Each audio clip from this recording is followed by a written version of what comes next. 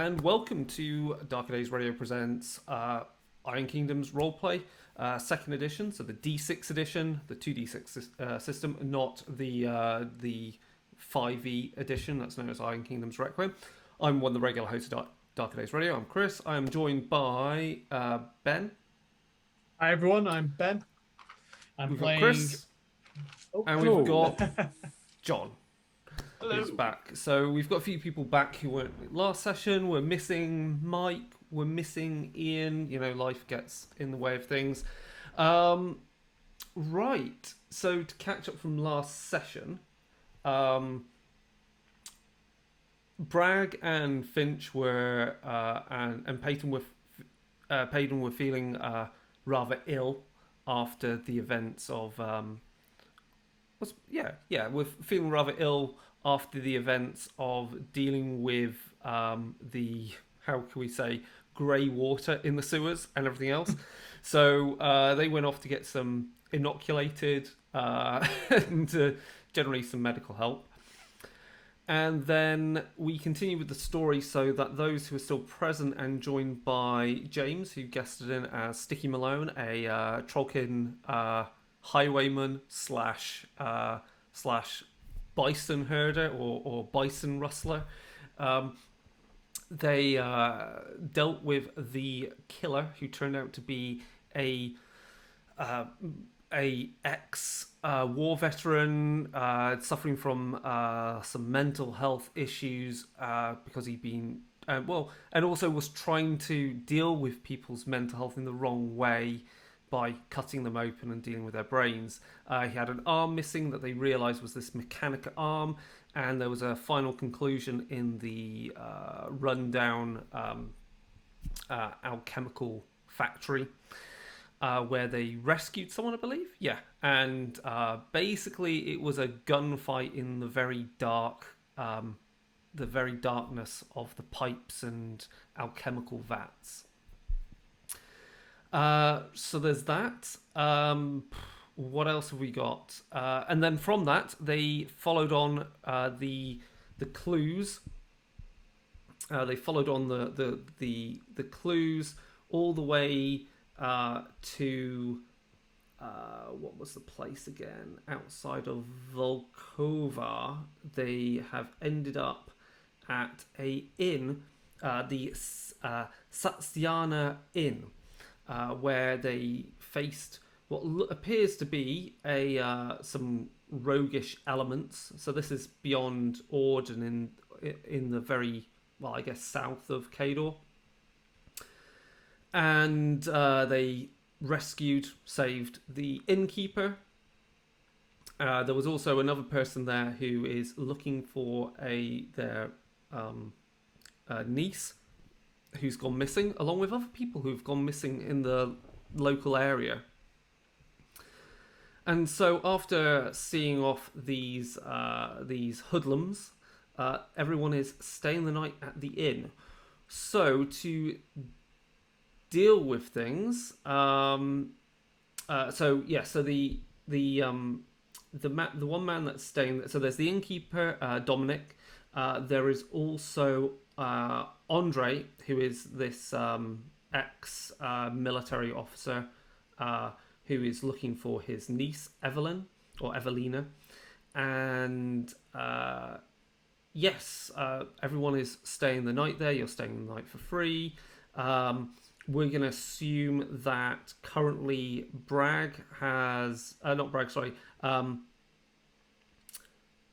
Sticky Malone has headed off mounted on his bison and has headed off north to get some more clues. So he's riding through the night.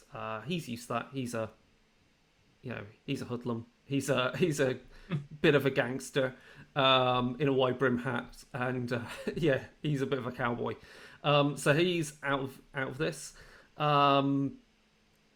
We will assume it is late night as Bragg and Finch, who have been also asking around questions in the region, arrive at this inn, having realize that this would be that this was a place where it was pre-agreed that they would meet up anyway with the rest of the group, so that they could stay away from anywhere too conspicuous, because you don't want to get noticed by groups possibly in the larger towns, given that you are in Kador territory and just want to keep a low profile. So we'll assume also that Mike's character is currently slumbering from being a little bit too drunk. That deals with that easily. So Finch and Bragg, you walk in through the door of the inn, and before you is a relatively the innkeeper is there. He's bit of an old man, and greets you as you come in. He's got a typical Cadoran kind of cut beard. Oh, gentlemen, welcome to Satizana Inn. Obviously, he's talking in Cadoran.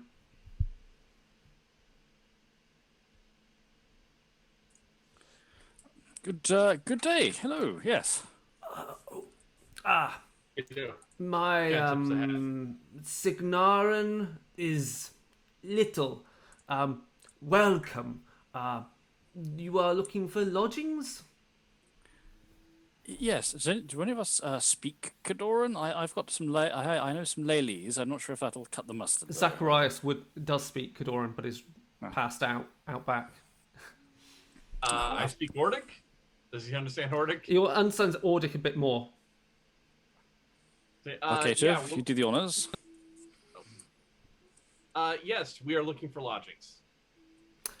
Yes. The friend is out back already. He's already free lodgings because of the events earlier today. What did they do? Hoodlums. Mr. Zacharias, kindly, and his friend, Mr. Malone, saved my life. And so you are friends. You have there are free lodgings in the communal room for just your party. Oh, fantastic. Please take a seat. I will. You are a little late for dinner. I can provide at least a warm soup and the bread, some bread. Sounds lovely. You smelly baby. Sorry, I have a smelly toddler has just climbed on me. I might need to go and attend to him.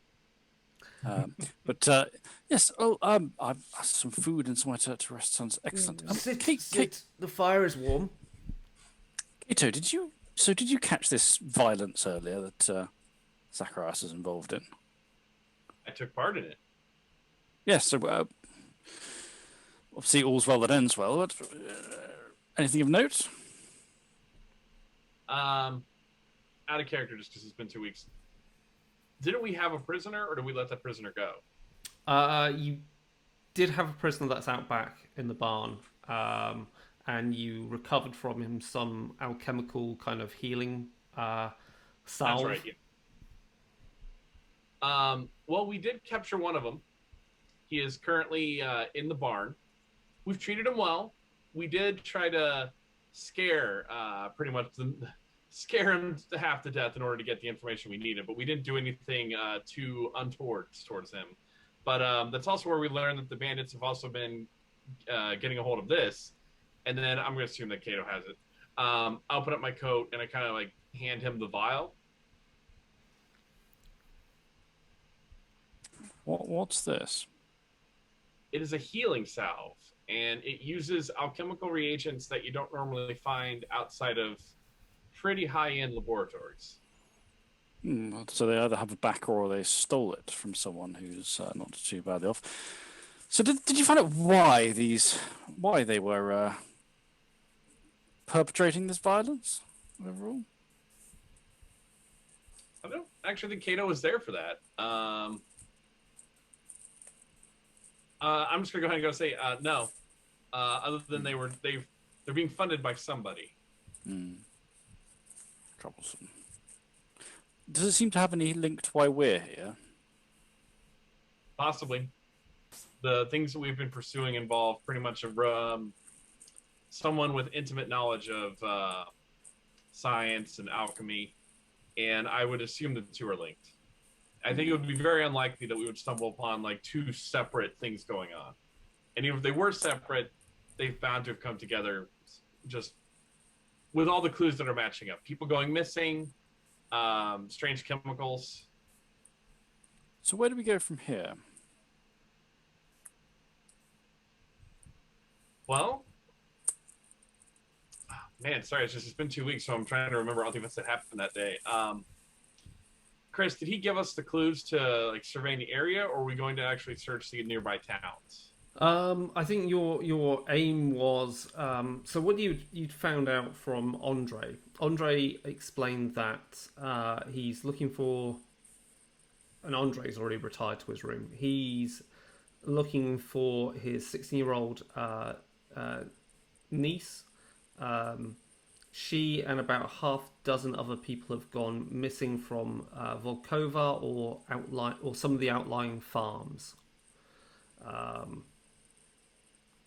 So she was out in the field working one day and just happened to go missing, and that's been ring about a bell week with or so. Starting to ring a bell with what happened down in Southern Cigna, to be honest. Yep. Vanishing. Right. We could check out Volkova.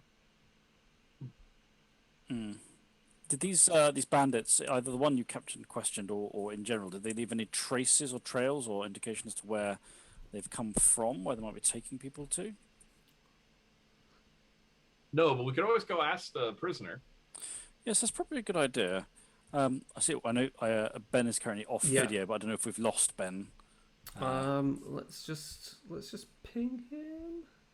Since obviously my suggestion would be we probably want to take the hulking trollkin with us to aid with questioning. Typing something as a message of he's mostly dealing with something. I can hear, but for some stupid reasons, everything else is crapped out. Oh, weird. Okay. Yeah. Disconnect, reconnect. Yeah, that sounds like the classic thing. So just bear with us. We'll wait for Ben to reconnect with us. We're also waiting for Mike. He's held up in traffic, apparently. One of those days, isn't it? Yes, we'll just wait for Ben there. It's going to take a little bit of time, I'm sure. We're going to fill some dead air for a moment then, while we wait for that, before we carry on. Let's think. What's good going on? I finished writing some stuff, which I still can't talk about just yet, which is really, really frustrating. Though I did say, I was allowed to say that I have worked on a Changeling Lost 2 ebook called The Hedge. And I cannot say what exactly I've worked on it because obviously at this point it is too early to say any of that because these books are still in development. But it's kind of cool to work on Changeling Lost because it's a freaking great game. Anything else interesting for you guys working wise? Anything that you can announce? The Hedge, I think I think The Hedge is one of the ones I think you wrote some. It's well. been a while because it is development. Last year has been pretty chaotic in the effects it's had on development and creation of books. Like loads of things have just sort of run aground for one reason or another. Understandable. I've just had With Great Power, which is an Aberrant supplement, hit red lines. The first drafts of that mostly in. I'm chewing through stretch goals for Solemn Vale, the British folk horror RPG. Awesome. That's some of the stretch goals I'm doing, so I'm getting those written for Dirty Vortex. A few things, drafts of things I can't talk about. Drafts of things I can. I'm working on Ether, which is the next Trinity Continuum game. I'm one of the writers on that, but I'm still doing my drafts for that. Apart from that, apart from that, no, not a lot of else of interest going on. To be honest. Hmm. John, anything cool from your end, or is it just kind of waiting before you can say something? Well, no, a lot of cool things. Shackleton Expanse for Star Trek Adventures should be dropping sometime within the next few months. I'm really excited just because it features a whole new section of the Alpha Quadrant. It's got stuff for both Federation and Klingon ships. Um, and I really like the work that we've done on it, especially with trying to give a new area for people to explore, as well as giving them a huge space station called Narendra Station, which we kind of wanted to include at the very beginning of the game, but we didn't really have a good place to put it. And then it found a home in a great supplement. Obviously, I'm biased. And then in 2 months, if everything goes according to plan, Stargate, the new version of Stargate should drop. Okay. I know it's pre-orders in a lot of areas, but I'm pretty excited. I've seen a lot of the artwork. I know a lot of the players who have taken part in the Living campaign. It's really satisfying to see them both build up my villains and then take them down. When you make really cool villains that get to chew the scenery, it's like, yo, I want them to live forever, and then it's like, oh wait, they have to stop that villain. Oh yeah, I guess they have to. But yeah, that's been pretty good. Cool. Um, Can then you all hear me? I can hear you. Yes. Yes. Okay. So counterpoint. Why is my camera no longer working? Well, it's better than not being able to hear you earlier, I guess. You're so tiny. Yeah, but still. Frustrating. I was going to say the other stuff that's coming up is or is out. We've put out another Dark Hammer episode, which covers the new lore in Age of Sigmar third edition rulebook, because there's a lot of good information in that rulebook. So that's all relevant to the RPG. So there's more about realms of like Haish, Gur, and Haish, Gur, Shaish, cities like Excelsis, and Misthaven. So it's all wicked material. And then the other thing that is coming up is I will be a guest on The Rookery, which is people like Andy Law and Graham Davis and Andy Leask, and then there's Lindsay, and there is also Mark Gibbons, who will run The Rookery. They're basically ex kind of Warhammer writers. You might recognise certain people as being like big players, and like, you know, Graham Davis has previously written for Vampire, for example, back in the day, or obviously pretty much designed the entirety of the Enemy Within campaign, and Mark Gibbons obviously has worked on a lot of Games Workshop art. So I will be talking to them about community content and community building. So yeah, right, with that anyway, we'll see if Ben can get back visuals, but we'll continue. So yes, the question was whether you wanted to, I guess, stay here or continue on to Volkova and obviously continue our investigations maybe somewhere else.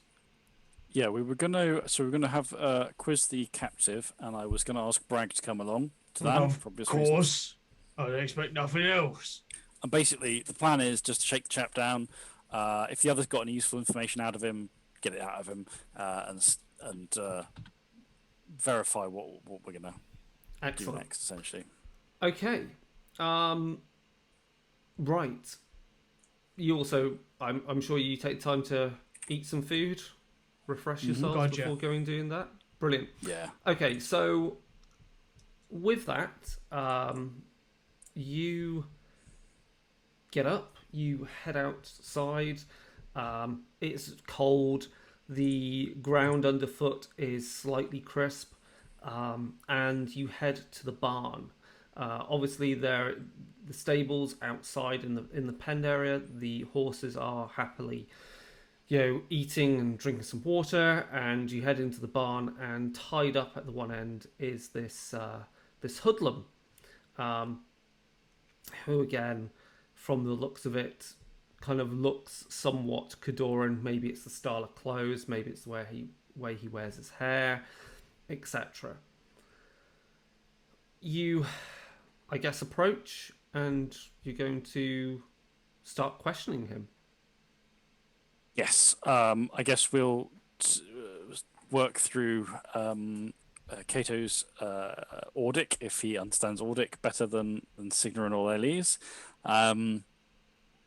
And essentially, the first thing is going to be asking him to repeat to us anything he's told the others already. Things that hopefully he won't be too troublesome about telling us because he's already said it, as it were. Okay.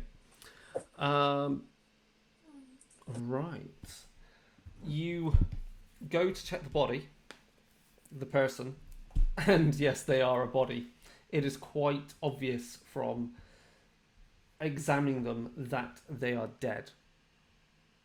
There is some foaming at the mouth. They have been poisoned.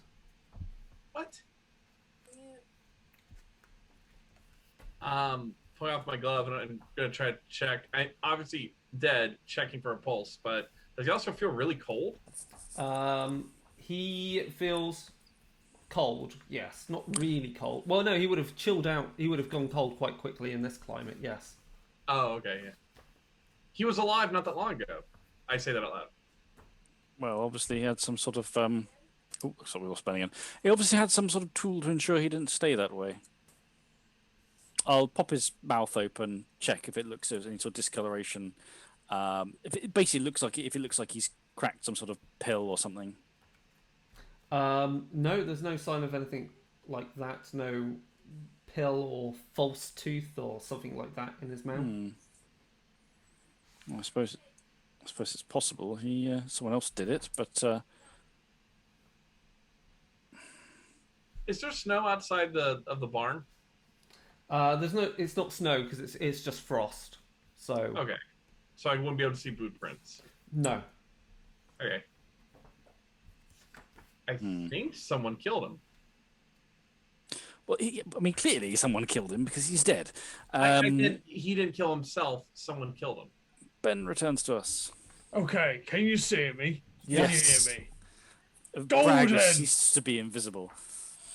No idea why that was happening whatsoever, but I've got a fancy fangled webcam for all these things, and I just updated the settings just before this, and it was all working fine at the start, and then my computer forgot that I had the webcam attached, and then the computer wouldn't connect to the webcam at all, and then the webcam wouldn't connect to my phone, which is how I use it's how I track how it's zoomed in and stuff like that. So I was there like, something has gone terribly wrong, and I don't know what.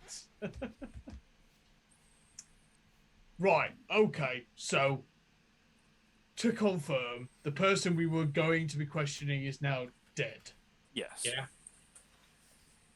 Probably poisoned, possibly by himself, possibly by someone else, but we're not going to be getting any answers out of him. Bollocks. Right. With Okay, that, I need all of you to make a willpower roll. Oh, okay. Let's have a look. Willpower. Versus a target number of 16. Okay. Oh. Willpower. 19. What does willpower come off again? It's at the bottom. It's below the three main stats. Okay, that's gonna be fine then. So No, that's difficulty, not too bad. what was that? Against 16. Okay, so a 21 definitely passes then. Yep, 19. For me, Oh, no. passes. And what I did got you a get, Kato? 13. 13. Okay. So, Kato, you were examining you examined his mouth, didn't you? I was close to his mouth, yeah. Yeah, because I popped his mouth open for us to have a root And I around, checked the basically. Yeah, basically, opening his mouth, clearly whatever noxious fumes came out hits you and you are passed out. You Whoa. slump down on the ground. As he begins to go, I just grab him by the back of the coat and just make sure he doesn't fall. because the Whoa, last whoa, thing you whoa, want whoa. to do is Yeah. start breathing more of that in if I you've am fallen over. backpedaling from the corpse. You know what sucks? I have a mask that would have prevented this if I had been wearing it. Yeah. Yeah, Bragg will actually get out his mask and just put it straight over Kato's face to keep him from inhaling anymore. Huh. All right, Finch. I'm going to ask you what the hell could cause that. Because. Well, I mean, potentially various alchemical substances. Whatever he's taken to kill him, I mean, could be reacting in his esophagus and his throat, and Right, we're here. getting the cooked off fumes. You get him outside, and I'll pass over Kato to Finch now that we're back a bit from this thing. And then I will put the mask over my face as Bragg, and I will walk over to the body. These guys have checked the mouth and the face. Can I just sort of like basically check over the body? This guy hasn't had something like implanted on him or stuff, because we know for a fact that the person we're messing with, whatever they might be, they have a nasty habit of doing weird stuff like this. Mm-hmm. And I'm getting a vibe that maybe, just maybe, this person had something implanted, connected to them, so that they couldn't betray the person. I always forget their name, but the person that had the Maleficum, that wants the information in the Maleficum. Abrasim, or whatever it's called. Yeah. Is that the guy you're talking about? Him. So Abrasim. you're just looking over the body and just checking there's nothing strange. Well, whilst I wouldn't recognize actual like arcane runology or anything like that, I can actually see it. You know, especially if this guy is, if I'm undressing this guy in the sort of, investigate the corpse style thing. Okay.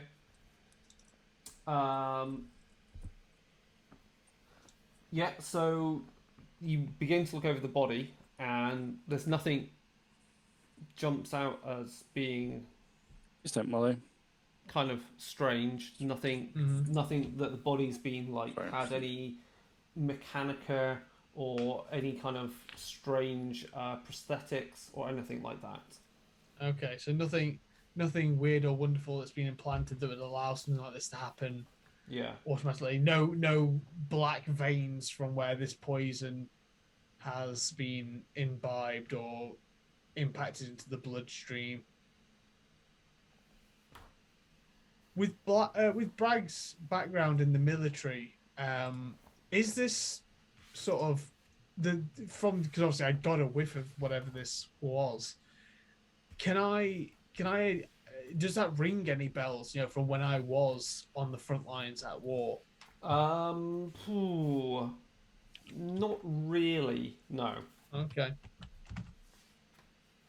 I mean, a lot of Right. strange weaponry and, gases are used on the front lines, generally to, flush people out of trenches, things Yes. like that. But nothing with this seems... You can't really layer... It doesn't really have a scent to it. That's the weird thing. Okay.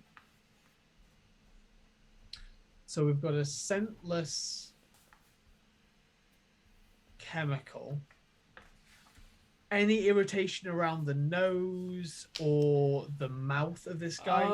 I guess as you look at the nose a bit more, it's clear that his nose has inside it.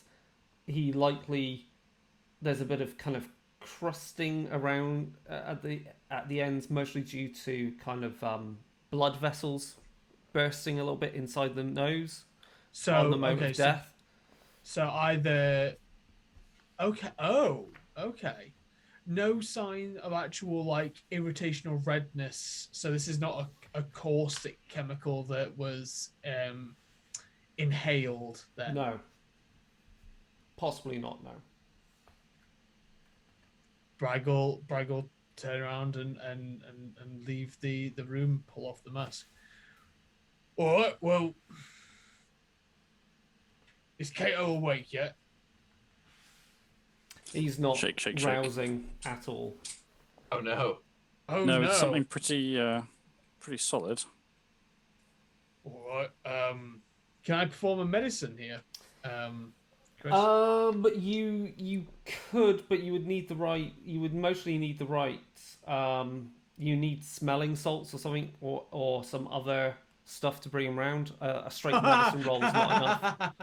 Okay, I just pull out one of my troll cigars, which we have established are the most pungent smelling things imaginable, and just light one and just waft it under Kato's nose. He doesn't really stir from it. Am I He's dead? properly drugged. Oh no. Brad puts the cigar in his mouth and just like, well, okay. I would That try doesn't- splashing some water over his face, and if that doesn't work either, I think we're going to have to pop the chap down for a bit until he comes round. Yeah. You hear from the darkness the thud of two relatively heavy things thud onto the ground and roll towards you. They erupt a purplish gas around you. Thing over the face immediately. Just straight away. I okay. actually have the trench coat armor that both myself You're gonna and have to Kato make have. another willpower roll then from the gas. Mm-hmm. I assume the same for me. Yeah. I believe Alex. my sheet 13. has messed up a little bit. Kato, can you remember the bonus I get to this? Because I know we get a bonus specifically for dealing with chemical weapons. Right. Man. I feel like it's a +2, but I can't Got remember. to write it down. Let me look. Come on, book. Should have it here. It's been so long. I bought this very specialized suit of armor. Well, I got 13, so I've failed. Okay, yeah. And Without the bonus, I'm on a 21 again. okay. But I want to know what it is with the bonus. It's Just you've passed anyway. I think it's mostly yeah. +2 or something. When I find feel it. like it's a +2 against fire, What do I chemical. find? It Gas. is +3 armor against blast, cold, corrosion, and fire damage. Okay, so not against actual. Oh, You have the mask. The mask. 'Cause Yeah, the mask comes as part of it, and yeah. of course, it's in the equipment section.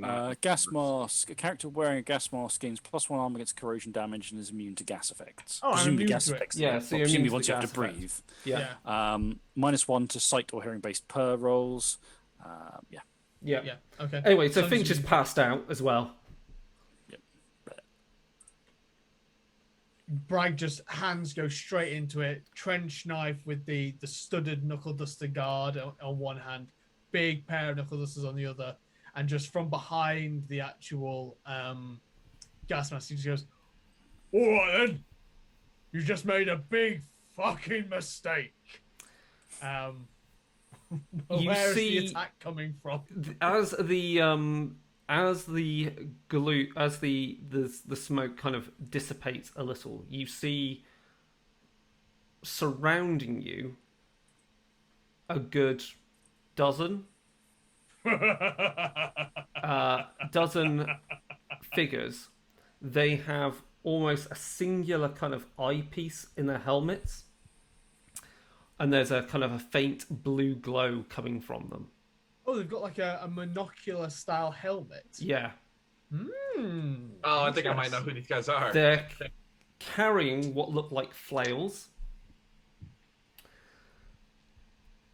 I know I'm who not- these guys are. I'm not waiting for introductions.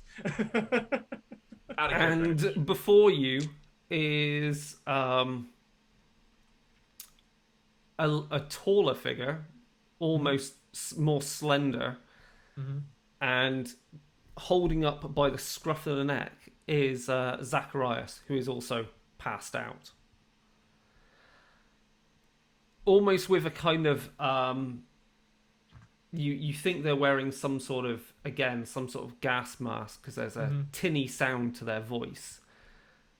This tall figure with a kind of a cog-like staff, speaks to you. Trollkin, sir, I suggest you put your friends down and lower your weapons. Counter suggestion. No matter what else is happening here today, you're gonna die.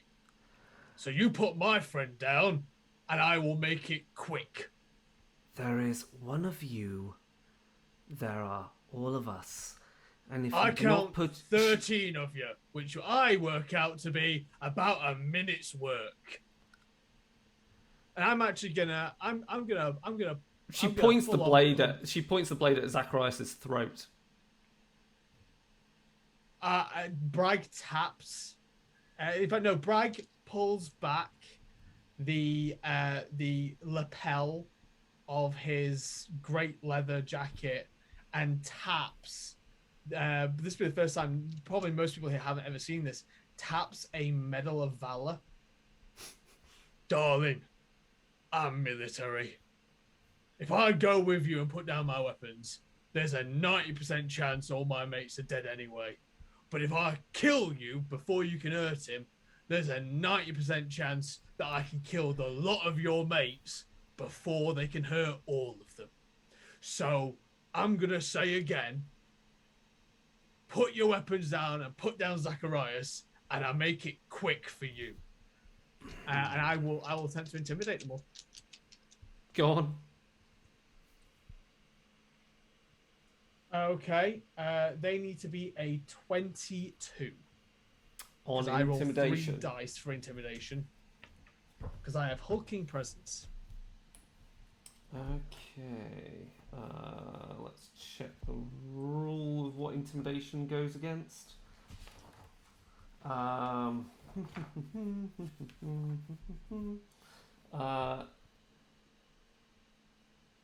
So you're using your physical, aren't you? It's my physical plus my skill, which takes it to a plus 10. And on 3 dice, I rolled 12. Or just above average, so 22. 22.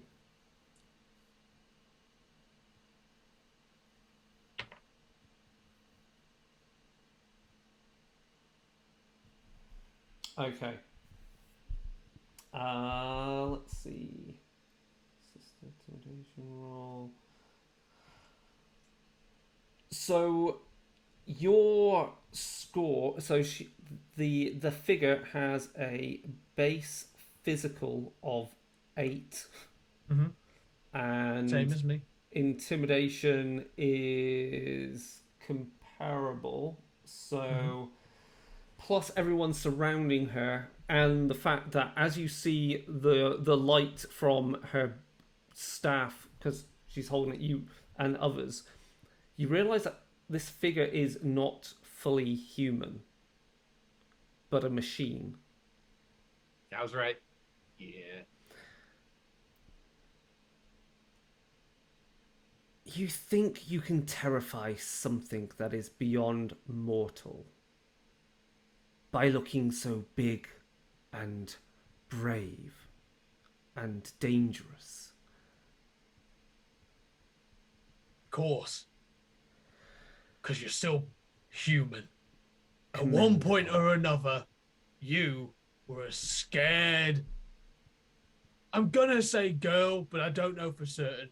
But everything I'm getting a vibe of is femme. So if I'm wrong, you correct me. But you were a scared little girl. But you know what I've always been? I've always been Bragg. My history of my people is on my skin. I am a hero reborn. You know what you are? You're scrap metal, love. Straight at her. You're going straight for her. Yeah. My best chance to save my friends is Okay. to kill these people. If I give up my arms, we're all dead. So Like, what's your initiative? +3 to this. That's a 13. That's a 13. Okay.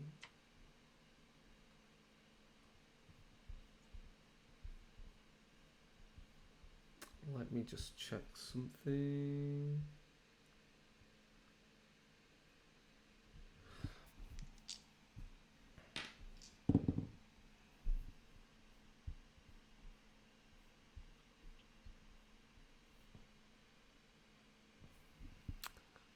So she's on a 21. Yeah, as you come straight towards Oh her. God, no! I am so wrong here. I looked at my int stat, not my initiative stat. That is a that is a 10. I'm on a 23. Okay. Fine. Sorry, that is totally on me. I am so out of practice because it's been over a month since I played this game. My apologies. So you're charging straight for her. Straight at her. Okay, you're close enough that charging won't make a difference. So you're not going to get a bonus for charging. But you get to strike her. She has, as a skill, she can do once per turn, which is defensive strike, which is the moment an enemy ends its movement, which she will do in melee range of her, which is she's got a long spiky thing. Along, and as you see, it's basically a staff where the head of it is kind of like a clock, a cog. And as you get closer to her, you realise that her slender frame is totally mechanical. She goes to strike you. So what's your defense? Defense is actually pretty low. That is a 10. 10. Okay. So that's a hit. Okay. And the power plus strength is 12 versus your armor. 12. So everything I roll is damage. She's not going to use that for this. Okay. Once per attack. Okay, so she's rolling straight for damage, and that'll be 7 points of damage to your 4. Okay. I will tank that. That was lower than I expected. So that's her action. That's her she's defensive strike. She hasn't done an action. She has, however, just attacked me, which is going to trigger my abilities. Yep. Right. Okay. So I need to get up the. For some reason, my PDF has made everything go sideways. Oh, so, God. if possible, can someone who's just looking, can someone just grab the 2 books and either pin them? The ones I need, the Urban Adventure Guide and the Core Rulebook, in our chat. Can someone just grab me them? Because for some reason I'm not finding, but I need to get my abilities up because I know what I can do, but I don't know the Which exact ability impacts is of it? Well, I've got a retaliatory strike, I believe. Right. I've got a defending ability as well. I don't think the defending ability is going to happen, but I do have a retaliatory strike for someone hitting me. So I've got that. That's not in there. And then I've got all my pugilist abilities, which are Retaliatory strike is in the core. Yeah. That is when you're hit by a melee attack made by an enemy at any other time than at any time other than during your own turn. After that, because it's in your turn. Oh. She's defensive strikes you, so you can't retaliatory strike, unfortunately.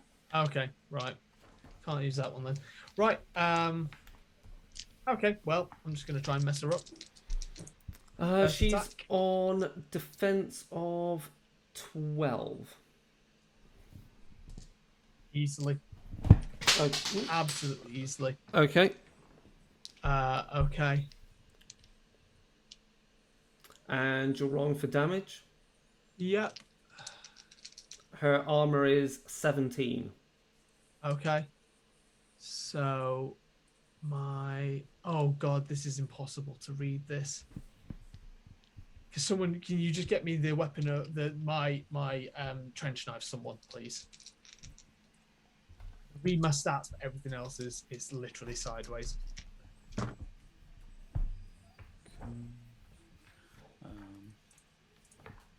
Yeah. Okay. So trench knife. Yeah. Yeah. Is attack modifier. So it's no attack modifier 0. Yep. POW 2. So +2 to what to everything. Yes. But you're rolling an extra die on your damage, aren't you? Because you're a Yeah. Junko strong Yeah. mode. Are you using it to make a knockout strike? No, I have to crit to get the knockout effect. Plus, she's a machine. I don't think And it's going she's to a do machine, anything. yeah. No, it's not. I like how I'm like 1 second behind Chris with finding the rules. Plus my mat. So that's 21 on the first. 21. Okay. So that means that's your total is 21. So you do Yeah. 4 So points of is that damage the- against her. Okay. Is that the attack roll or damage roll? That's the damage roll. Okay. And that is to the location of. No need the for sick. location. Oh, okay. Most unless they're warjacks or war beasts, Yeah. NPCs don't have spirals. Unless Okay. they're particular NPCs. Yeah. yeah. Okay. Right. Attack 2. That's again a definite hit, just on the dice this time. Oh, pair of 6s. So if she can be knocked out, she can make a thing with -2 against the knockout roll. She is, unfortunately for you, is immune to that because she's clockwork. Okay. 15 on the 3 dice plus 8 is 23. She will spend her feat point to halve all the damage and ignore it. Because Okay. 23 Fair becomes. So that's it. So that's your 2 attacks, isn't it? Because you No, got. oh, I'm sorry, Chris. You're forgetting who I am. I'm going to spend a feat point, and I'm going to attack her again.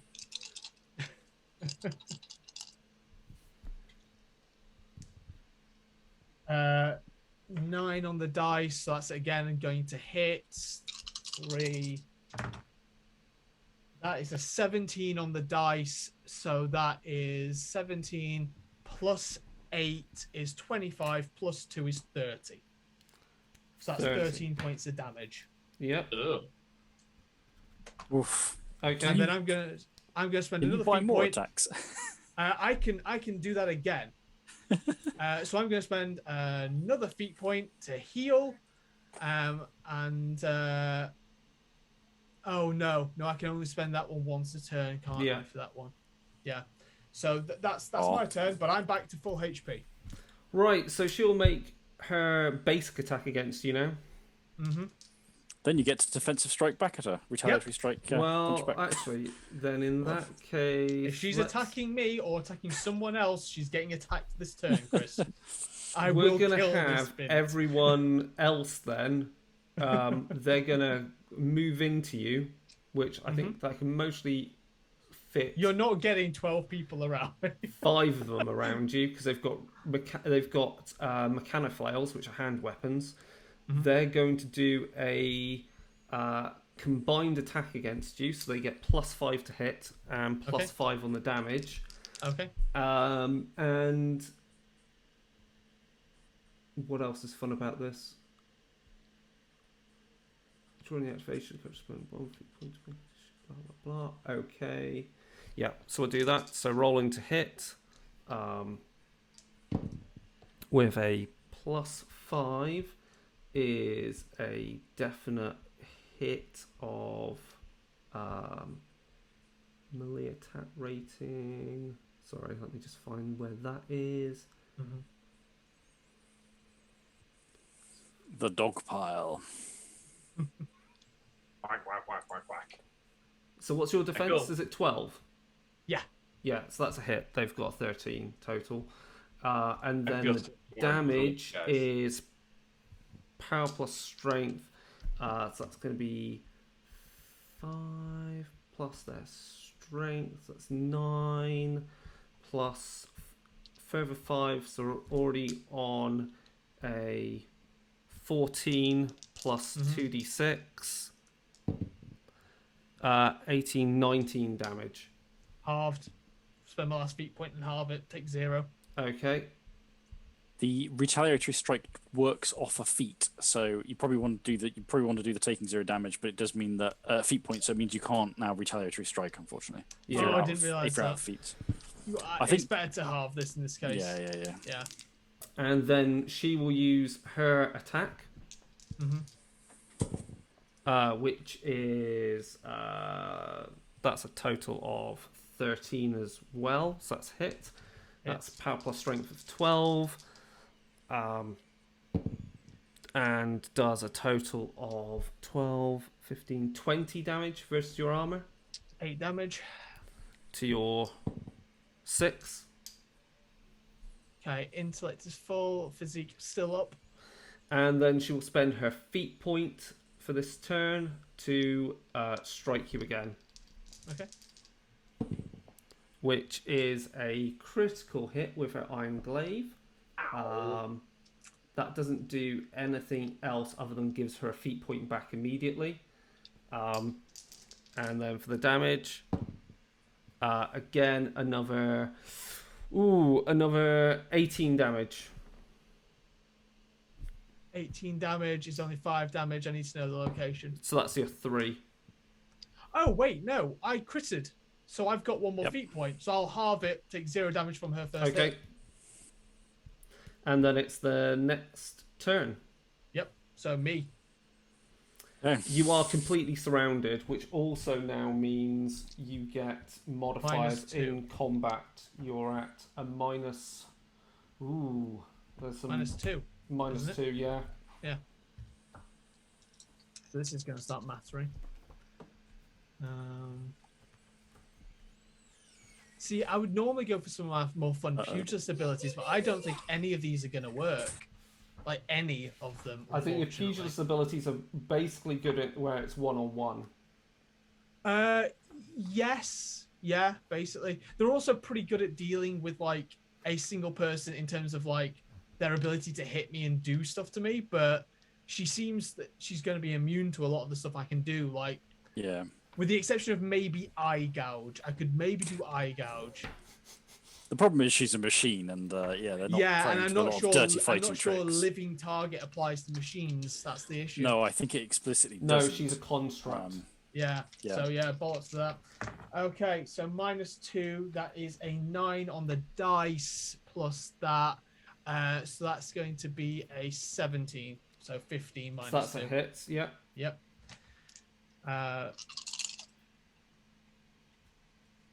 11.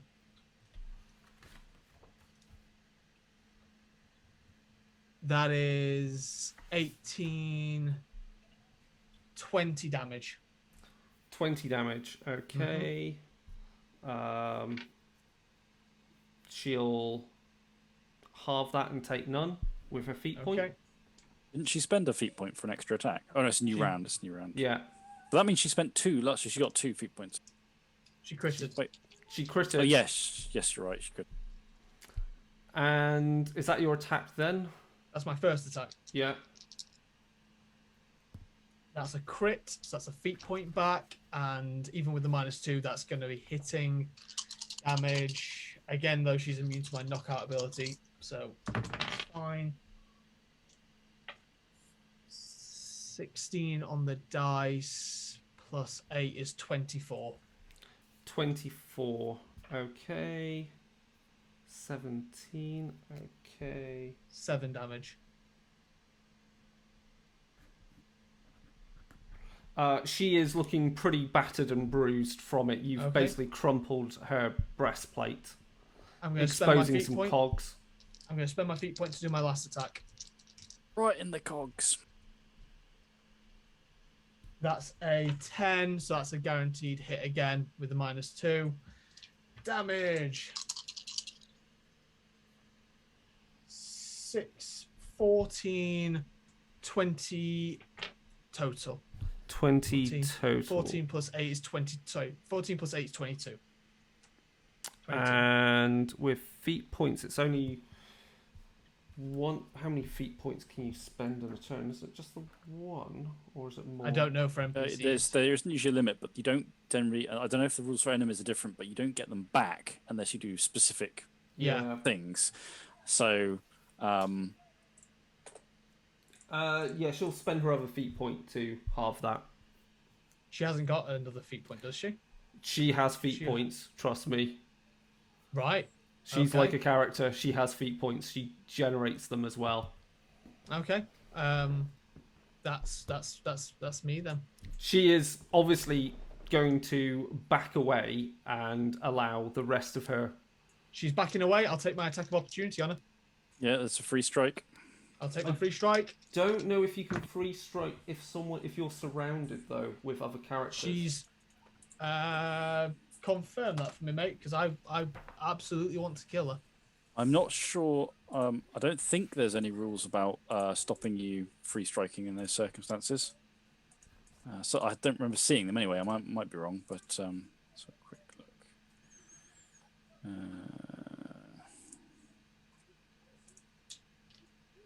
Oh no, yeah, you would be right. She can still do that. I find that a bit weird if you're also being engaged by other people. I'm Yeah, but focused there's on her. nothing- I've not attacked anyone else. In but that her. case, I'll let her do her attack against you first, and then we'll let everyone do their combined attack against you. So her attack I'd quite like to kill her as she tries to leave, but okay. is 8. So that's definitely a hit because with her mat, that's a 14. Yep. And then Hits. power plus strength is 12. 12 and 10, so that's 22.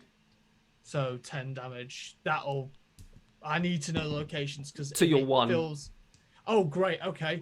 I have 2 HP left. And then the mechanoflails all around you are Come on, attacking miss. with Miss, a I dare you. combined attack of +5. And the one in the back is hitting you because it's a rear strike, so it's +2. And that is a hit because that's 5, 6, 7, 8 plus their mat of 5. So that is 13. 13. Yep, hits. And then, actually, there's a modifier, isn't there, for rear striking? Is it boost? +2 to hit. It's +2 to hit. I can't remember if it was a modifier for damage. No. No, that's if No, you not as far as I'm aware. free strike in the back. Yes, free strike Yeah. gives you both benefits. And power strength is, what did I say? It was 9 total plus. No, it was 9 because power is 4. Power of the weapon is 5. There's 5 of them combining, so that's another 5. So that's 14 base damage, and then 2d6. 14, 15, 16, 16, 21 to your. Yep, I'm down. You're down and knocked out. Whew. Okay. Bragg did not go without a fight, which She is good. cheated. I would have won that. You would have won that if she wasn't stronger than you. We heard it. She cheated. Oh, She to ran be away fair- and then time reversed. Everyone else was unconscious, so no one saw Bragg get pummeled into the ground by. Did not by go a with- monkey. without a By fight. 6 people, and I almost Yeah. soloed the leader. I think actually Kato woke up halfway through the fight, but saw how strong they were, so Kato just kept sleeping. Right. Nope. We don't want any of that. So with that, are we going to check whether I'm going to just check whether Mike is back yet?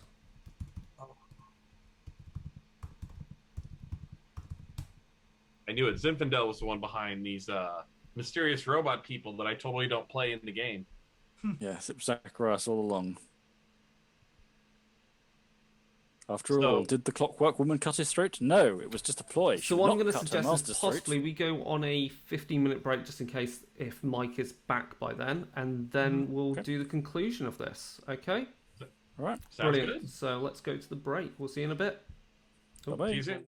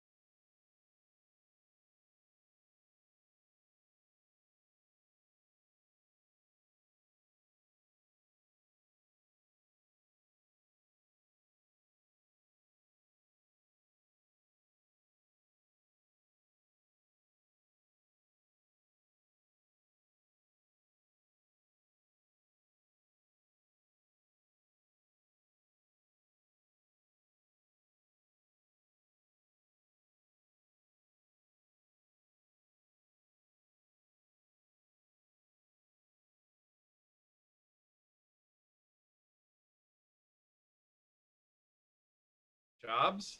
Yeah, Well, I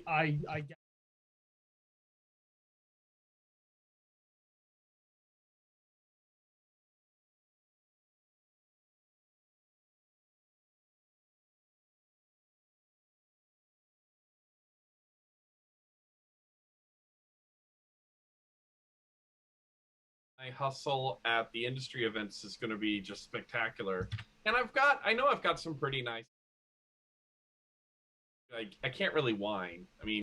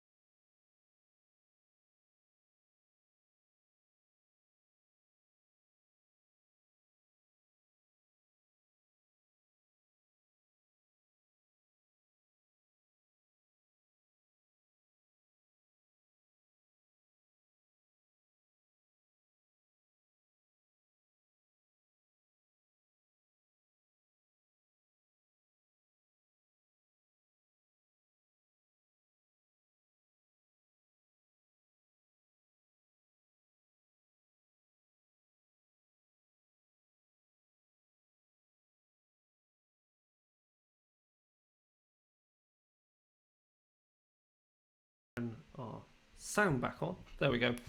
Yeah, people who were watching mostly saw momentarily us flash in and out as we were sorting things out to return with Mike. Hello, Mike. How's it going? Doing great, doing great. Just drove in from DC and I'm ready to game. Let's do this. Woo! Right. Okay. So,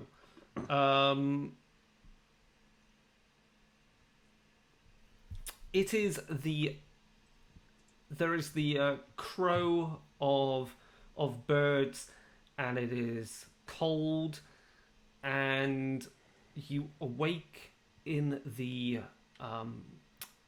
communal room in the inn. Zacharias, you have a hangover, but it's worse than you normally expect. Bragg, you have obviously been sleeping, knocked out, incapacitated, and your Trollkin healing has overnight clearly dealt with whatever bruising and lacerations you had. So all your health is restored. But also beyond that, when they knocked me down, one of the things that I missed is that I have tough. So when I would have been disabled, I need to roll a d6 because on a 5 or a 6, I can get back up. They would have kept battering you. You would have had 12 you had of them your battering turn. you. It was my turn to murder your NPC.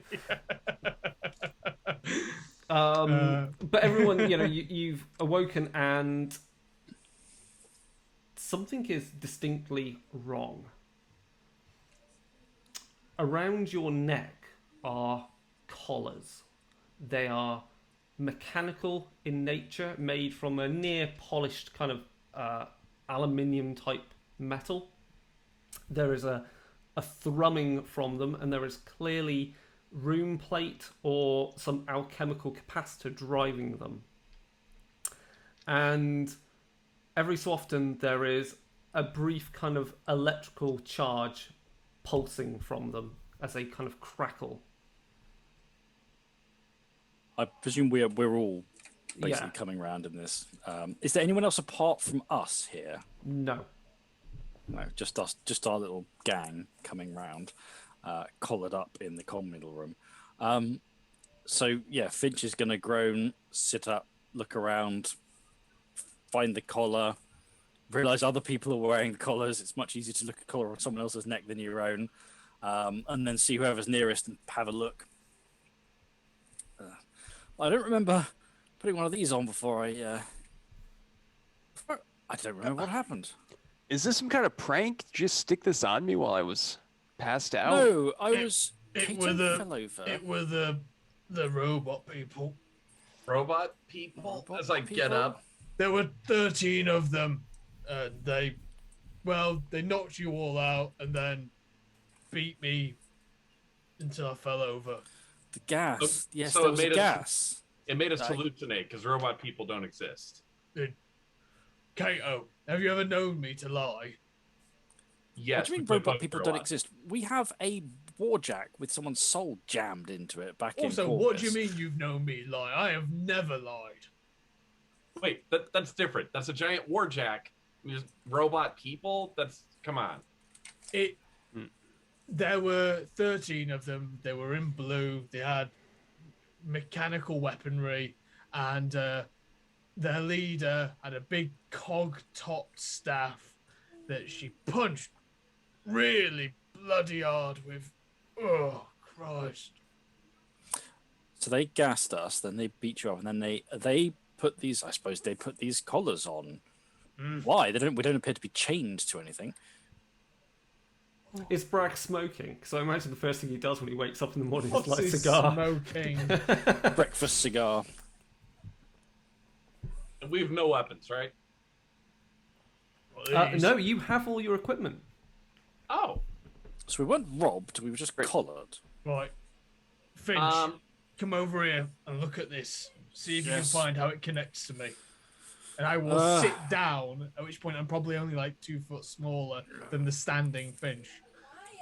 I will run hands round, try and see is it physically, apart from being a sealed loop, is it physically like grafted anywhere? Is it simply? It's not grafted onto your skin or anything. It is just loose. a very mechanica device. Yes, it's arcane technology. It's a big loop around your neck, and I don't know what it does. Presumably, it doesn't have a big handy like latch to pop No. off. If I had to guess, it will be something that keeps us controlled. Oh. Probably a shock collar of some sort. Hmm. But for what? I don't understand. Why put these? If we'd been taken captive, I'd understand. But why stick something like this on and then wander off? Maybe it's something else. It could be a locational Because beacon, they're maybe bastards. way of tracking us. Because they're bastards. There'll be something to control us. I don't suppose anyone has any big. Oh, what do you call the tools that cut through large chunks of metal? I don't know. I don't know what you call the things. Bolt Bolt cutters. cutters, Yes. hacksaw. Right, okay. Well, a hacksaw's can be hard to get in next to someone's neck like this, but the bolt cutters you could probably You know, slip in. And... I'm pretty good with precision work. I could The try problem to is shoot it off. we don't have either. Yeah, that's a great idea. Kato, try to shoot Finch's collar off. Please don't try and shoot my collar off. Kato, you can Are you try and sure? shoot mine off. Just don't do your whole boosting thing. I'm pretty sure I could take it even if you did. I'm feeling a bit squiffy right now, but you know, I think I could pull it off. Yeah, go for it. Don't actually do this, everyone. It's a terrible idea. No, it's a really awful idea. I would kill Bragg, and I would feel really bad about it. Yeah. Right. Okay, so collars. I'm gonna try to just channel energy into a rune shot. I'm not gonna fire it, but can I still channel the energy into it? Yeah, that works fine. Okay, so they're not impeding magic. They're not shocking you if you perform magic. Weird.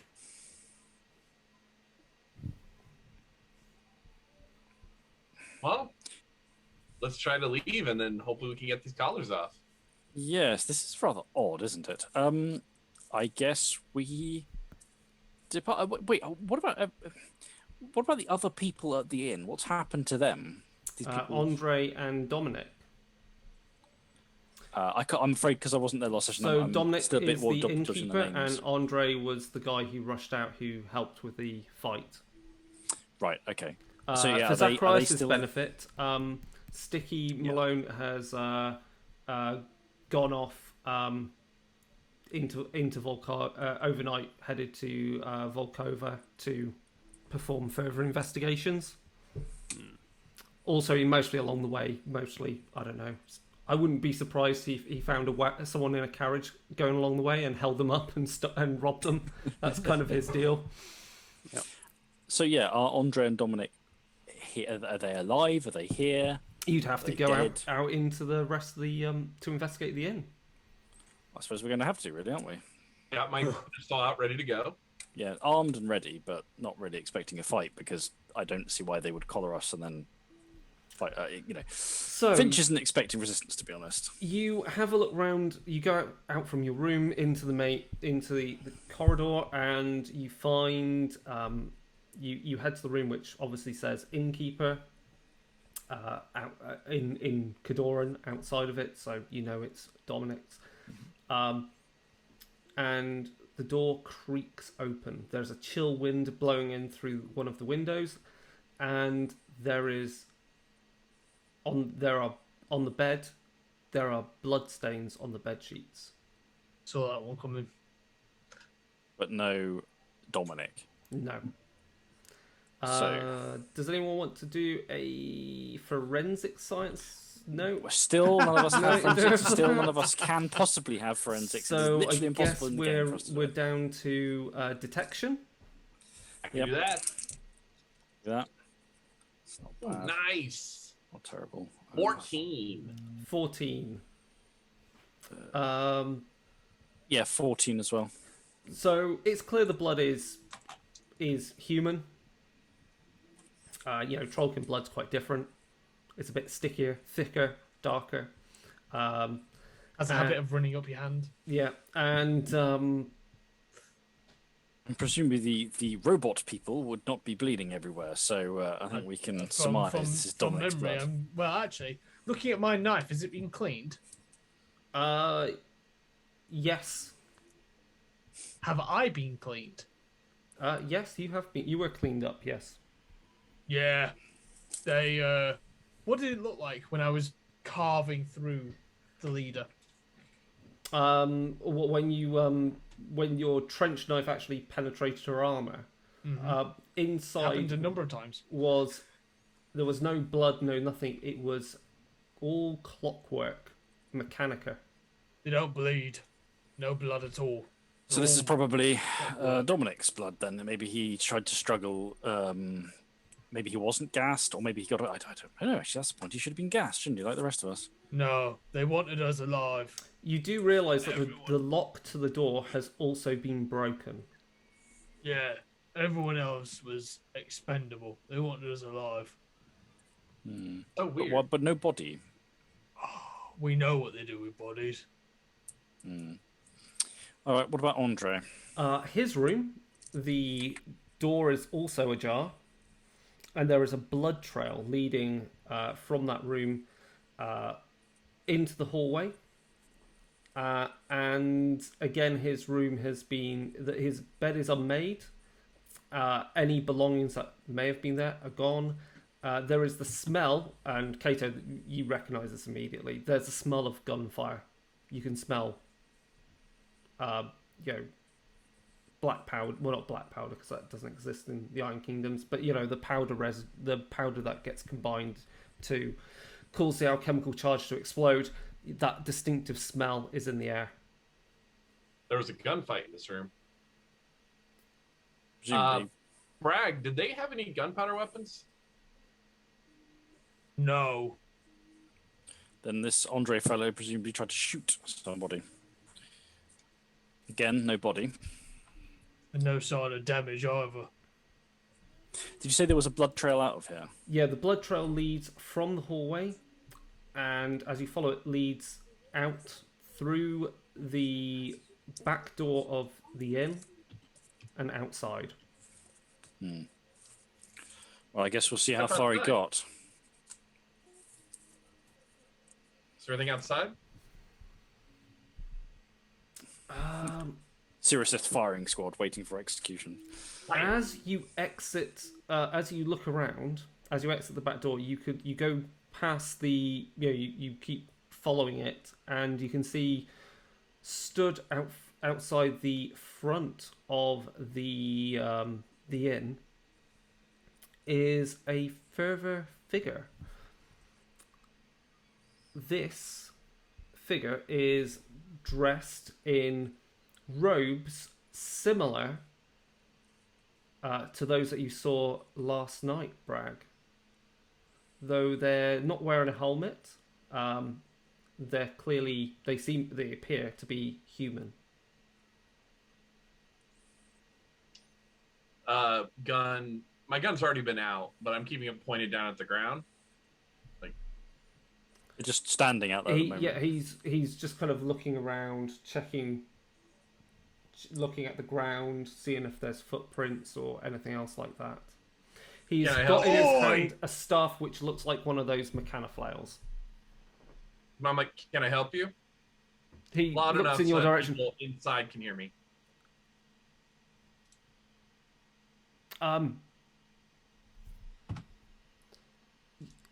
Who are you? Name's Kato. You're from the south. I am. My Ordic is. Can we speak in Signaran? I switch over. We can. Good. I'm looking for a few people, a group. Has there been a 13 fight of them. here recently? Yeah. I fought 13 of your lot last night. Well, 6. Oh. They were wearing robes similar. Mm-hmm. Huh. They had masks. Well, helmets with monoculars on. Yes. Yes. You know what these are? I'll tap the collar. It looks similar to the work of my people, but different. I don't. It would need to come closer for me to examine it. I'm happy to do that, and I will walk right on over to him. Get nice and within grabbing range. Like saunter gunpowder, after ready to go. saunter after Bragg. Curious about who this chap is and what's going on.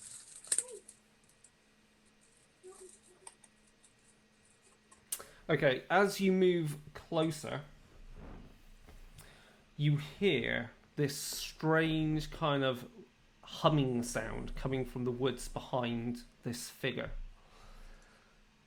Emerging from the woods are what can only be described as kind of like globes about this big, with blades protruding from the edge, nice smooth blades, and then from the bottom of it is slung something which can only be described as, it looks to have some sort of gun or magazine into a gun, and there's something pointing out at it.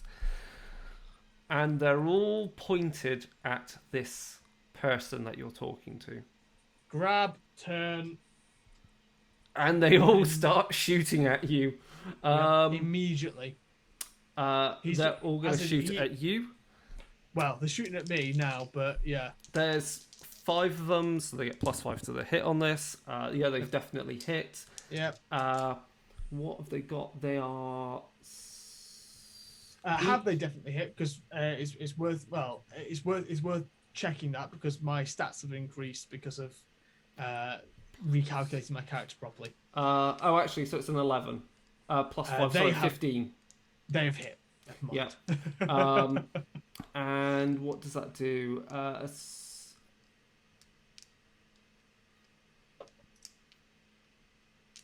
No, what does it do? Character. Spot power. What's the power on this? A character hit by this weapon automatically suffers 1 point. You automatically suffer like 5 points of damage. Okay, I soak it.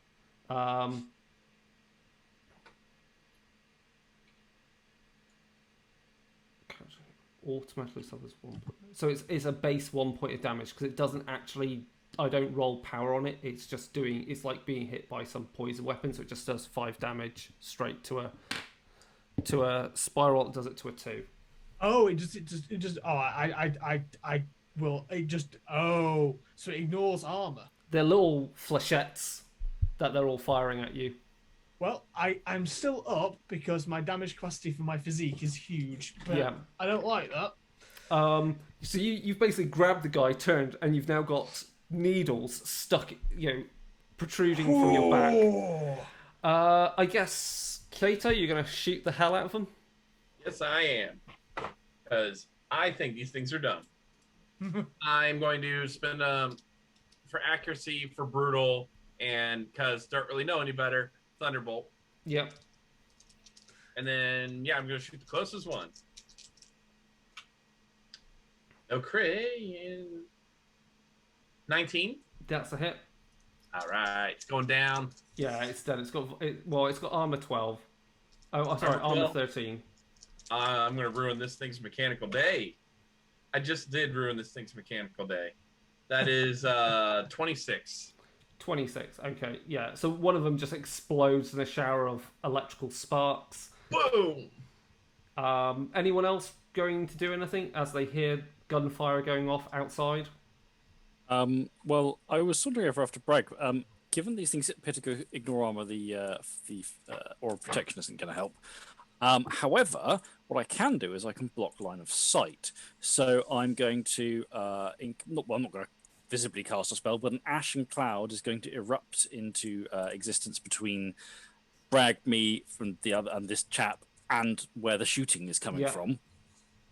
So, bam, obscuring cloud, not on but between. Slams down of ashen cloud spell goes off. And actually, I will cast Aura of Protection just in case anything else comes this way that doesn't ignore armor. So that will also ping up over the local area as well. Okay. And then I'm going to hit the deck and lie on the ground and hope I don't get shot. Okay.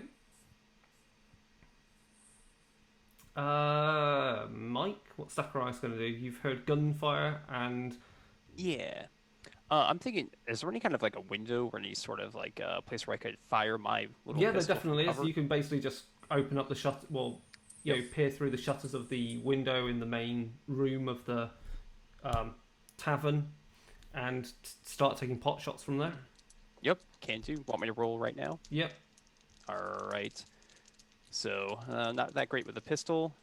Got a rat of 5, and oof, that's a 10 against their defense. Of 12. Yeah. Yeah, With that's you not gonna. missing that, it pivots in the air and fires at you in response because they Right. have return fire as an ability. Oh, Your good to know. defense is going to be you're in heavy cover, so we'll say it's +4, okay. so they completely miss. Yep. Right. Next round, I guess, and it's you guys can go first. Their initiative is low, so I don't really care. Right. Kato, you're mostly gonna blast another one out of the air. I am. That is a 18 to hit, Yeah. and that is a It's 24. It's a massive amount of damage. Yeah, you blow it apart. Boom! The rest of the servitors seeing, have seemingly some sort of intelligence Have I still got my turn, Chris? begin to back away. You can do something. Yeah, you're going to turn and shoot or smash them out of the air. I'm gonna absolutely charge these things as I'm charging. I'm gonna spend a feat point, heal up that 5, and then I'm gonna basically I will lay into each of them, attempting to destroy them. Go on then. Because these things they have come into Bragg's life at the right time, which is the wrong time for them, because Bragg is furious. That's +8, so that's a 14 to hit. Yeah, that's a hit. Okay. And then 3 damage. That's 6, 9, 11 plus that, so 11 plus 21 damage on Yeah, the one of swing. them you basically just crush it between your hands. Feet point back, move on to the next with my flying fists. Second attack. That might not hit because that's only a 13. No, you hit. Sweet. Okay. I don't know if that's going to kill though, because that is 6 plus 8 is only 14 damage. No, it doesn't kill it. Okay. And there's one other still left. Yeah. I will feat point to attack this one again. Oh, that's gonna miss. That's definitely gonna miss. That's only an 11. Yeah, with that they're going to, because they float, they will float up out of range and then back away and off into the woods. Right. Anyway, we can continue with the plot. So yes, you have this fellow behind you, and he seems quite shaken by what he's seeing. Those servitors, they Wanted to kill you very dead, yeah. What were those exactly? they're defensive. They're defensive mechanica for the temple near here. Well, they don't seem very defensive to me. They do their role, though I guess they are ill-suited for a fellow like this Trollkin here. Excuse me, I am Kasparovic. You... Yes, you have encountered... You said have you encountered fellows dressed like me, then? 13 of them. They put Were these on they us. were they led by someone called Iokav? Didn't get a name. Her? Strange. Well, I'm again pretty sure it was a woman. I'll reel off the description of the leader of the group that was holding a That is strange. They've seemingly used. They've interred somewhat spirit within a soul steel protector. You encountered not their leader, but it seems like their bodyguard, as it were, or at least lieutenant. Um, yes, there is a temple near here. There is a cell that I used to lead of, I guess, believers of Cyrus. What's that when it's at home? You've not heard. Cyrus is another god that we follow. Our religion is small and spread through the Iron Kingdoms. There are a member of us in all places. We are not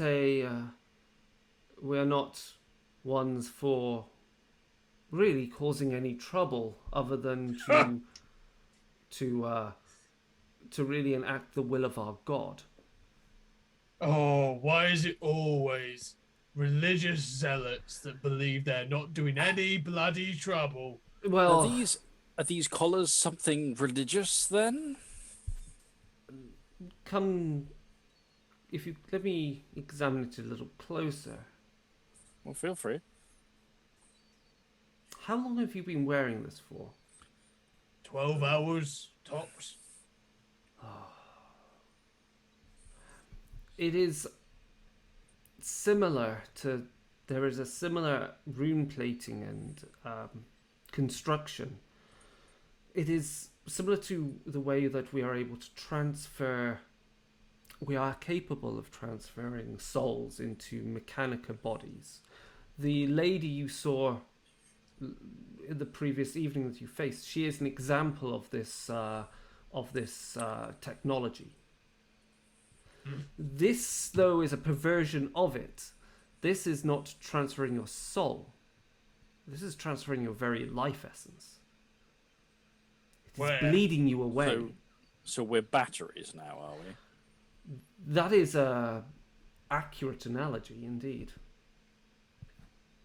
You know what? Just 1 minute, and Bragg will put 2 fingers in his mouth and let out a shrieking whistle. Kato covers his ears.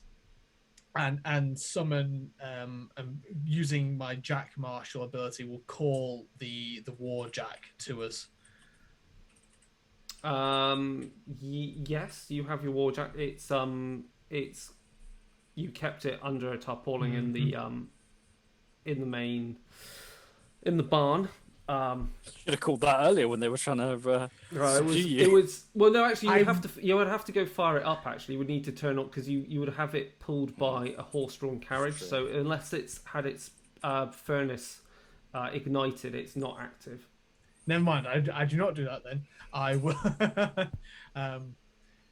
I will. Right. If I pull this off, I really would. I think if you did that, I think it might accelerate the process.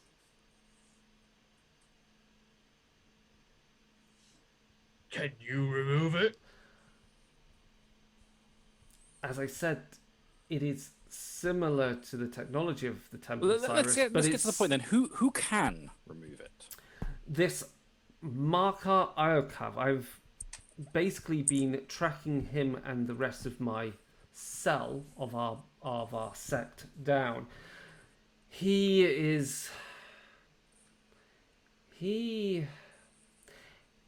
forced me out, you see. He promised things which are impossible. And it seems he has enacted them. He is promising immortality. And where is this Markav, was it? Yes, Well, that was what I was going to do, was to head to that temple, as it seems the only place locally where they can operate from. Right. We used to be based in Volkova, you see. You stay here. Finch investigators. In fact, no, you go stand in the bar next to the warjack.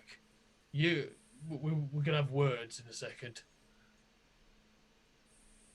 Lean over to the group because I don't want any more of the servitors appearing and gunning this guy down. Can I just ask, where is Dominic, by the way? He owns this inn. He's very dead. Gone, Dead. vanished. Maybe dead, Well, we don't know. Not confirmed dead, but the amount of blood that was left in his bedchamber. Not promising. You'll forgive me if I make an assumption, Then- but I suggest that I lead you to the temple. It is the best thing, surely. as I said, you go stand outside the barn. We're gonna have a word, and then Of course. right, okay. So, Yeah. I'm in the mood to pull someone's arms off, but those bastards hit like a diatrol.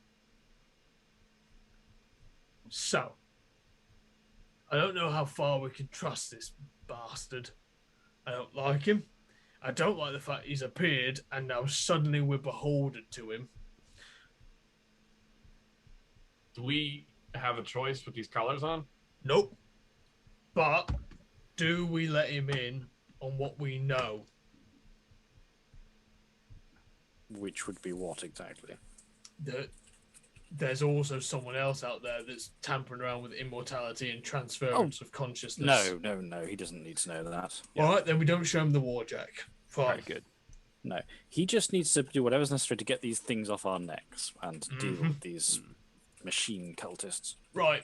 Well, I'm gonna go heat him up, and then let's go kill a bunch of bastards. Because I just gotta say one thing though. What's with the Cyrus guy? Are we just inventing gods now?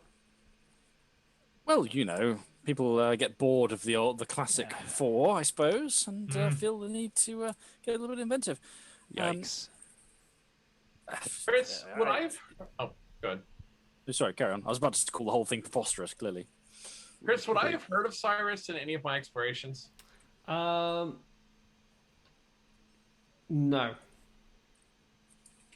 I mean, really, who needs any god other than Morrow or Menoth? I think we're well set with those two, right?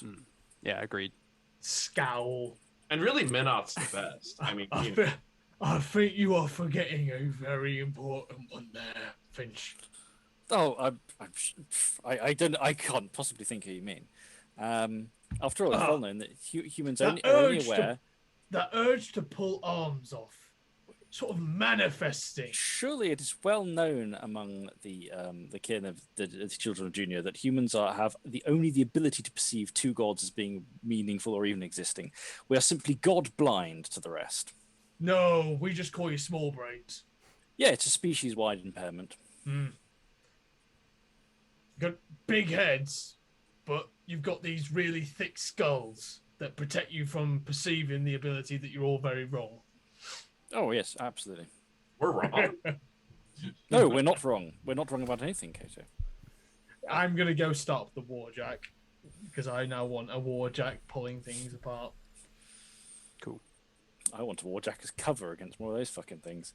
This is when Kato goes, I have a silly question. They don't control machinery, do they? These Cyrus people? Well, warjack's cortexes are encrypted. They're meant to be, but another warcaster can't simply wander up to your warjack and take it over in the middle of a fight, right? I know. Just making sure.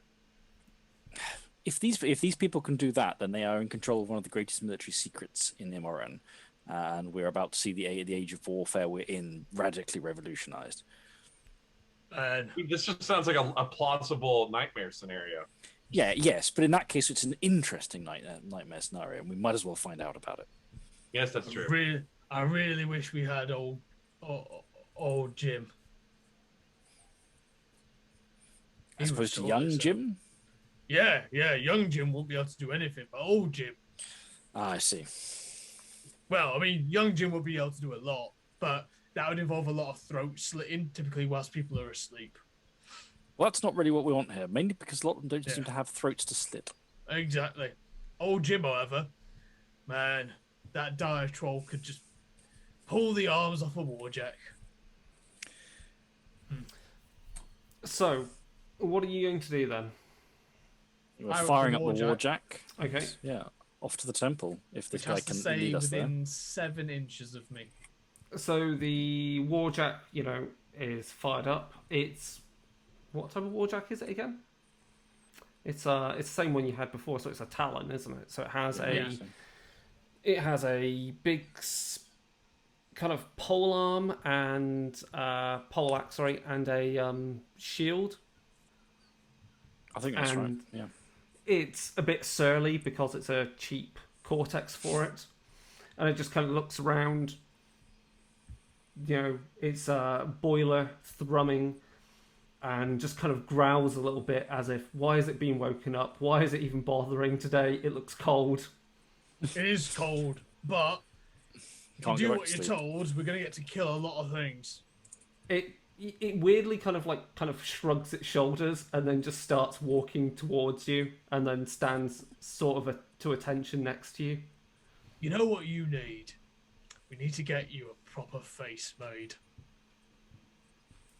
Tilts its head like a dog at you and then Yeah. just stands there.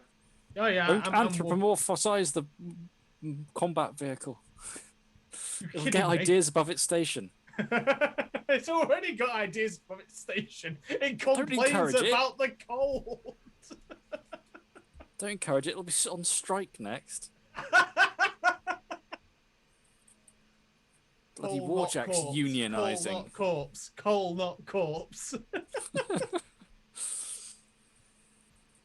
Okay, so with Kasperic and your warjack in tow, you set off as this priest leads you down the road towards Volkova, as this is the direction to the temple. If we head here, it's maybe about a half hour or more walk, and then we head off the main road. There should be a trail that will lead to the temple entrance. Well, if that's the best way to get there, then lead on. It's a chilly morning, though if you stand slightly nearby the warjack as it's thumping along, you can almost warm your hands on near its boiler every so often. And the warjack is somewhat confused by why some of you might be doing this every so often. Is just putting your hands near its boiler. just got a picture of Zacharias cuddling this thing's leg as it stomps along. You It's head super off the warm, but we're path super hot. and you start heading through the woods. And again, the warjack is trying to negotiate some of it. Every so often, it kind of leans on a tree and it creaks or cracks. The warjack is making no efforts, of course, to be stealthy. It can't be stealthy. It's billowing a plume of smoke out of its smokestack as it stomps along. To be honest, what else do they expect to happen? They stuck a bunch of these collars on us and left us there. Yeah. Did they think we were just going to wander off? Yeah. And they were never going to see us Well, again. I almost beat one of you, but then you beat me up. Well, I mean, I guess this means I don't vow revenge against you for the rest Yes, of all time. you win. Off on we go with our lives until these things drain us dry. As you get to where the temple is apparently meant to be, there's like a slope, and there is set into the slope are 2 metal doors with some strange kind of mechanical lock, which Kasparovic goes up to. He begins to fiddle around with it with some tool and unlocks it. The temple is below ground. Your warjack should be able to scrape in just about if it crouches a little, but there should be room enough for it. Duck. As you can see, if you don't mind, I don't want to go ahead. I've already had an attempt on my life by servitors. Normally. Oh, do you mean you don't want to go with us at all, or you don't just want to be in the front? I would rather not be in the front. Golden. What we're thinking? I'll tap the poor Jack. I'll say the dog at the front. Bragg right behind. Yep. Kato behind that. With my I gun. will snap my fingers and I will raise an aura of protection up now. So I'll raise on this side. I'll be ready out on that. Then me, and then Zacharias providing command from the back. Sure, can do. Right. Yeah. Feeling good. As you head down the corridor, the sides of the walls are again metal plated and recent. And Kasparovic kind of runs his hand over them, and as you walk in and examines it, almost slightly confused. This is all new. And as you get down lower and lower and into the main corridor, he's almost perplexed when he's kind of... This was a junction. There's chambers... There were chambers this way, but they've put a wall in? And there was a room, engineer's room down there, and... New owners doing a little bit of renovation then, were they? Yes, but the thing is, we design our temples on strict geometric patterns. Wait. You're designing brand new temples for a god that literally none of us have heard of. Has anyone noticed any construction around here or anything like that? Belief is not required from one like you. Is this a Kadoran thing, maybe? I mean, I haven't heard of it. Cadorans have no idea of this. This is why we... That- If the Cadorans found out about the Temple of Cyrus, they'd have us all killed. Is that just just before we go down that rabbit hole, I just wanted to wonder one thing aloud. If you're building on very specific geometric guidelines and they've begun to mess with that, does that point to the fact that they're no longer worshipping your god but something else? It would explain a lot. It would explain... I hope we haven't run into a bunch of machine infernalists or something equally absurd. That's what I was thinking. It's always the bloody infernalists. The corridor twists and turns, and it slopes ever further downwards as you follow it. Again, there are passageways that have been walled off. There are lights that are powered by an unknown power source, seemingly electrical. I say electrical, but you would imagine similar in power to the way that Signar uses electricity and lightning to power some of their weapons. And as you turn round one corner, there is a further corridor, and there are bright lights coming from the end of it. You can hear beyond, there are quiet voices pleading for their lives.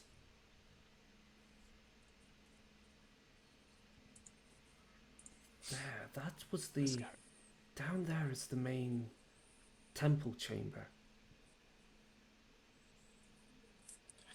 Well, let's not bugger about if someone's about to have their throat slit and be offered as a sacrifice to machine infernals. This is one entrance. There is a further entrance which leads to another exit from the temple, but obviously we came in through the nearest main entrance. we should be. We should approach with caution here. Problem is, Whatever. well, tap the warjack is going to make our approach very noisy, regardless. Can't do stealth. We can do intimidation. Then Shock and awe. it's entirely up to you. If you don't mind, I would not like to be involved in any sort of fight that occurs from this point on. I am in essence an engineer more than anything. I am no fighter. Don't worry, we have some violence specialists on staff. Yes, you seem rather well armed, especially I'm with your gonna warjack. kill them all. I'm gonna kill every bastard that's wearing blue in this temple, except for you. Right. So, what are you guys gonna do? I suggest at this point we basically charge. Right, I'm before gonna we make do, sure my mask is on. yeah, I'll say before we do, I'm gonna give my mask to which of the two of you has lower willpower, Allender or Zacharias? My willpower is 10. Mine's 10. Okay, all right, let's roll off, man. Yeah, roll off. One of you gets the mask. Ooh. Okay, I got a 10. I rolled a d10. Oh, well, that sounds like you're... Okay, I'll roll a Walking away d6. I'll roll a d6. I got a 6. Okay, That yeah. sounds like you're Bragg a will lucky give man. Zacharias the mask. Okay. This is actually, you know what? Tactically, Finch should probably have it because he is way Yeah. more effective in combat. Okay, fine. Oh, There we go. actually. Yeah. Zach, we are going to be doing Breach, alright? Now, I've not really had time to teach any of you guys Breach, and I really wish I had. But myself and Dog, we're going to go straight Got a name in. now. Oh, yeah. We're going to go straight in, and we're going to hit the biggest group of them. Kato, your job is to deal with any heavy machinery. You know, I'm talking gun nests, mortars, anything like that. All right, your job is to neutralize that. Finch, Got it. But you know this is a pistol, right? Kato, I have seen you blow holes the size of pumpkins through things. Just making sure. I can't Finch. put down like heavy suppressing fire on a gun nest. You and Zach are gonna go away slightly from the rest of us, all right? Try to keep nice and tight together. The two of you are not our frontline combat characters, and Zach, your job is to make sure that Finch stays up. Because if Finch stays up, we're all better in this situation, all right? Yes, Yeah. that sounds appropriate. I think Any my well-being time- should be cared for greatly. If at any time things are getting too hairy for you, retreat down the corridor, and the go word is breach. Right? Right. I am just finding something that's going to be useful. Do you have the stats for the Talon Warjack written down? Nope. I never got them because we've never used it. in Oh, so combat. they're page 302 of the main rulebook. Then I can get them up and keep them up quite easily. Okay. And then I'm just finding the little extra that you'll find useful, which is the extra special rule we'll be using. Because Warjacks were a bit squishy when the main rulebook went out the first time. So they did some additions to make them a little less squishy and a bit more fun. When this file wants to open. Oh, it's actually a full foot taller than me.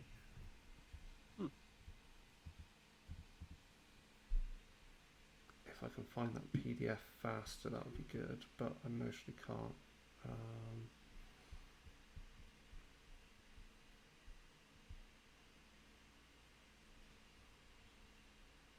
Give me a moment. I'm just grabbing it from my library.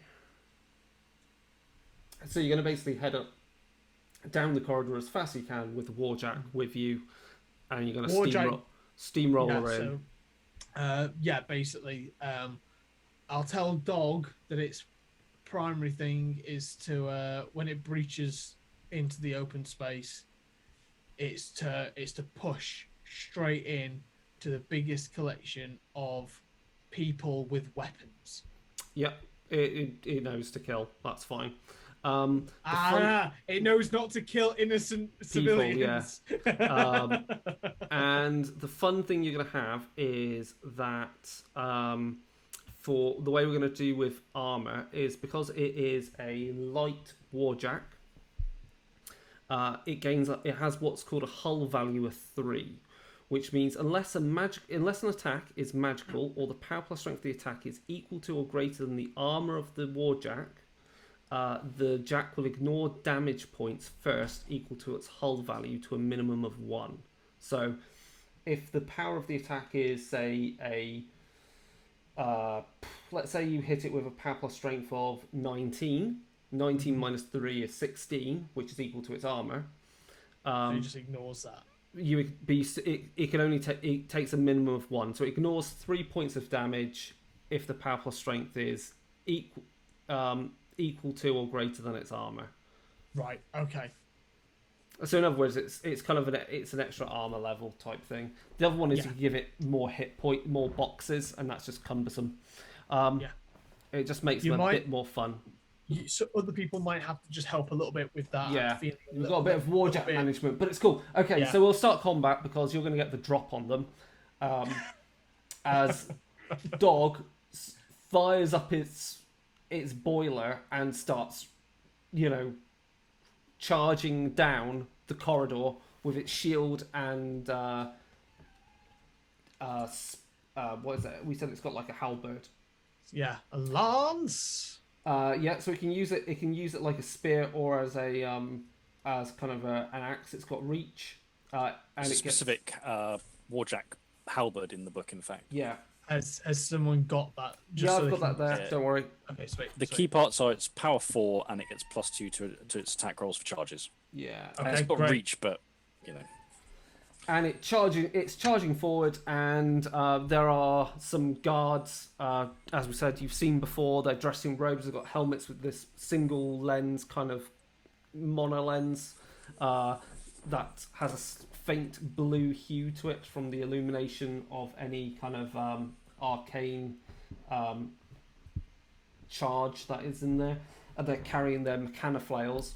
Obviously they can hear it coming. And they do turn to face it as it charges into them, and you're just going to let it slam into as many of them as it can and push through them. So we'll let the warjack do a charge attack. You will have given it an order to do that because you're a jack marshal. I am a jack marshal. Yep. So you basically have ordered it to charge, which is its action. Yep. Obviously, it can only strike at one person at a time with its weapon. It's got a basic Cupunum grade cortex, which means you can only give it basic stuff. Has the equivalent intelligence of 1 and a perception of 1. It ain't smart. It'll kill people with weapons, and it understands that. Okay, that works for me. Right, so I'm rolling 2d6, and I'm adding. It's got a melee attack rating of 6. So that's a 15 on its total then.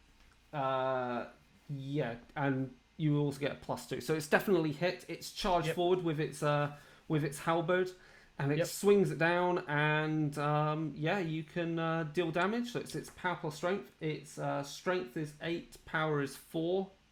Yep. So 12 to add. Plus 2d6. You charge. So is it 3d6 on charge? I can't remember. Yeah, it's 3d6 on charge. Sweet.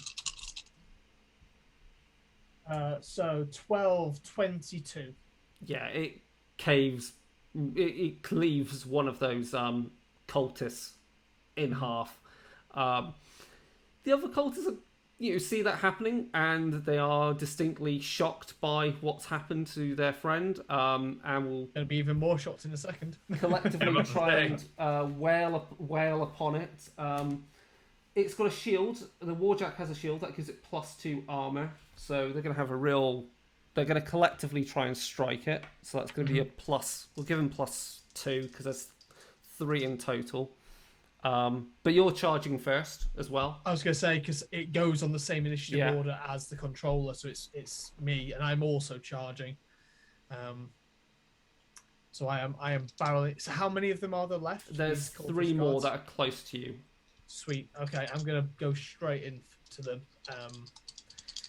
To hit, that's 9 on the dice plus 8 is 7 plus 9 is 18. Yeah, you've definitely hit.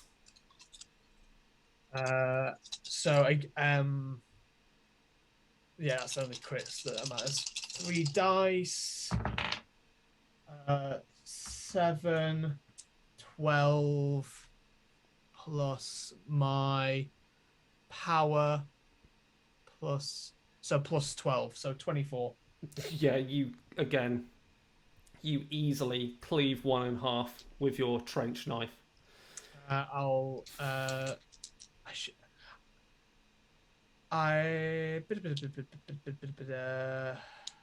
really should have spent a feat point there. Never mind. Second attack on the next one. That is a total of 13. That's a hit. Come on, brag. I built you to do 2 things. 8 plus 20 total. Yeah, that's another dead cultist. Again, I guess you punch straight through their helmet into their face. Just literally, it's grabbing. So the first one is with one hand, it's to grab the eye socket and just wrench it sort of out of the head, knowing that they're all mechanical and clockwork. And then with the knife, just again straight through into the other one. Bragg is about as furious as you have ever seen. Probably as furious as when we discovered that farm village that had been just waylaid. Like, it's that. None of the usual like cool, calm Bragg. This is battlefield Bragg. He is absolutely furious at these people for what they did to his friends and him. Okay. I'll spend my last feat point. I'll spend a feat point to get my last attack. There we go. 8 plus 9 is going to be 17.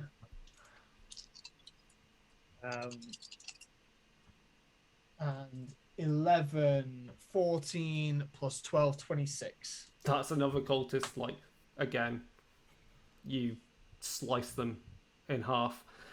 So you've basically bashed out the way the cultists that were guarding the door, and there is another dozen or so cultists. And those of you, I guess you're running up behind this warjack that's just ploughed into everything, and you can see beyond these 2 hulking forms. So the entire chamber around is roughly, let's say it's about 30, 40 foot across in diameter. And in the center, there's some sort of pit, but there is some sort of bridge that goes over to a central dais, and there is some sort of control panel there, and above in the ceiling there are various sparking illuminated devices that have cables leading around. There's a very distinct blue glow from certain globes. There are cogs spinning. It is completely crazy and complicated mechanica going on. Around the edge of the pit, held in place, are a number of disheveled prisoners who also have the same collars as you, and energy is sparking off it into the mechanica above. And as you've now got closer, the same starts happening with your own collars. On the main central dais, there is the soul steel protector that you faced before, Bragg. Her armor looking quite well repaired, and there is another further figure dressed in similar robes as Kasparovskik's own robes. So, also you notice amongst them a dark-haired, blue-eyed teenage girl who you recognise must be Evelina, Andre's missing niece. Any sign of Andre himself? No. Okay, so they didn't capture him in that regard then. So, what do you? Everyone else can now roll for initiative. Well, everyone can roll for initiative because the turn sequence actually begins properly. You don't have to 20. go. We can just go. Yeah, we can just keep going forever. 20 for Bragg and the Warjack. 25 for Finch is a 25. 21 for Kato. Okay. Zach got an 18. Okay, and let's see what's her initiative. Okay, and they're on an 18. So everyone gets an action now before anyone else gets to act. And Zacharias, you'll act at the same time as them. Sure.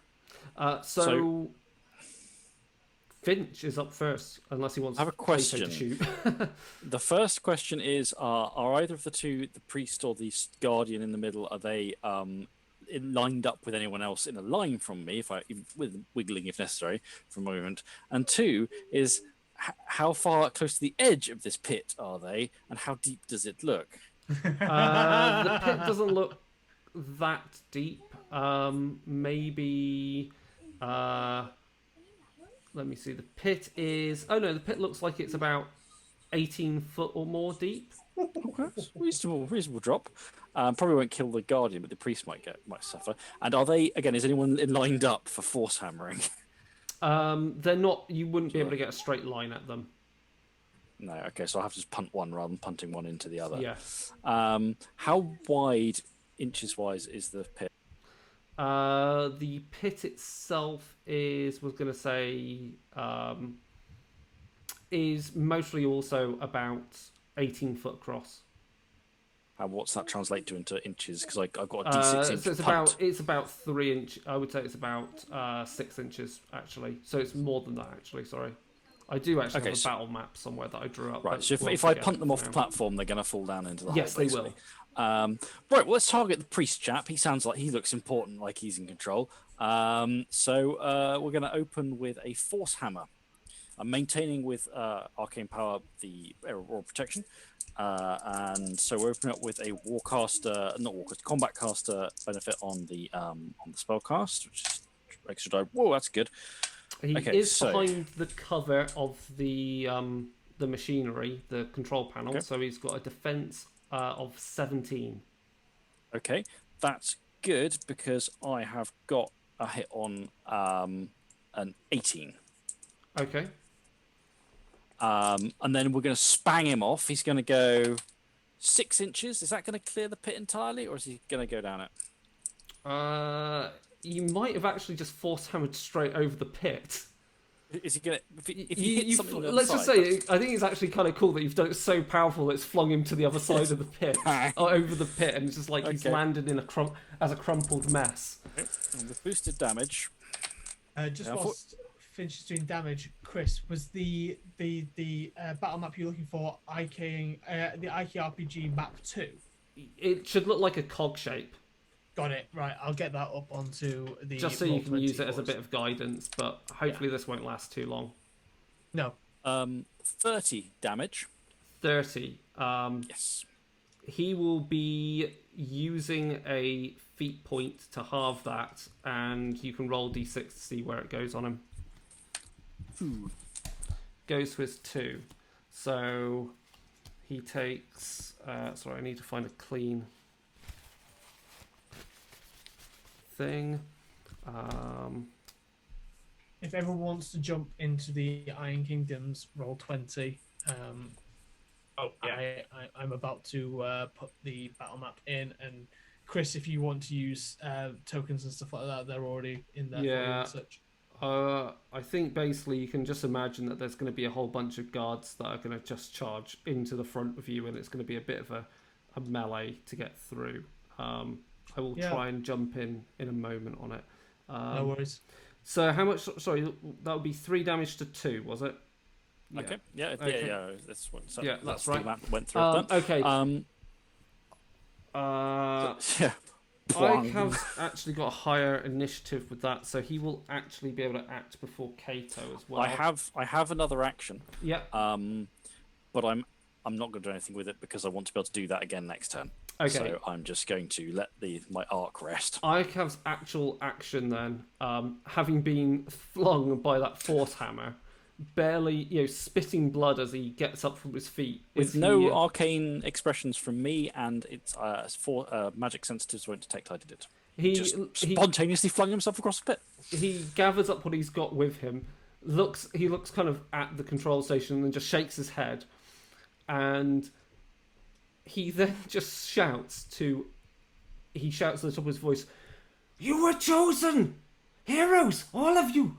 Souls that should have been honoured to sacrifice so they may live forever for Vladislav Abrasim. Now he will live forever and you will die." And he grabs his stuff, looks at you, and then turns tail and heads out the back entrance of the temple. Fair enough. As his cultists, hearing those words, surge basically towards you. So there's about a dozen of them and the Soul Steel Protector. There you go. Can't really fault his decision, I've got to say. As one of the cultists approaches, he rips off his helmet and reveals it is indeed Dominic, the innkeeper, and he has in his hand a pistol that Kato recognizes, that of Andre's. Oh, Bummer. jerk. And as he approaches, he looks you in the eye and he goes, "Thank you for saving me the other day." Kato, it's your go. Shoot him. Is he in range? He's in range. You can shoot him.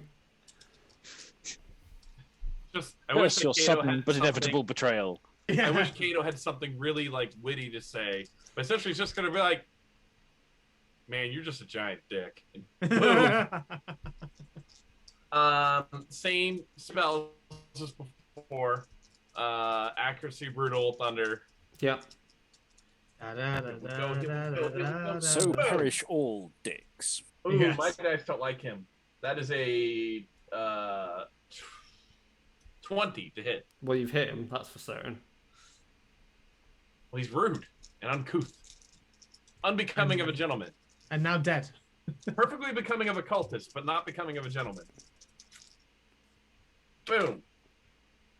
Aww. 18. 18. Wait, can you spin a feat point 3 roll damage? No, I don't think so. 18. Armor 13.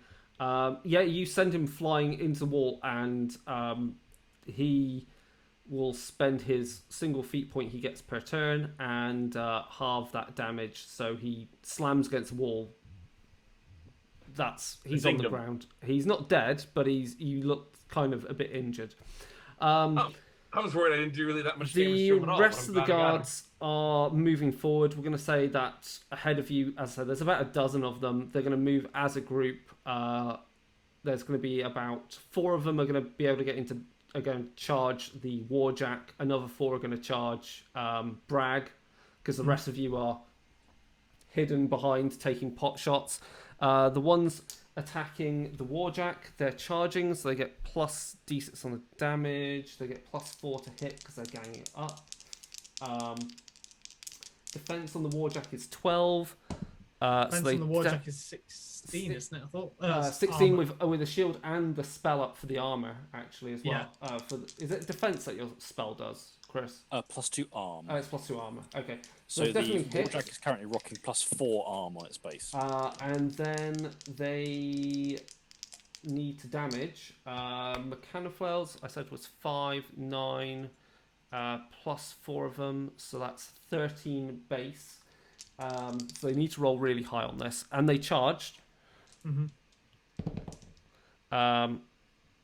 So they're on to 23, 24, 25. That counts as 22 minus the armor of 20, so they only do 2 points of damage on its damage grid. Yep. They start smacking it with these whirring flails, Scratching the which just paint. hit its shield. And Dog looks kind of perplexed why these weaklings are even bothering. He's just kind of like, "Urgh," and starts just hammering at them again.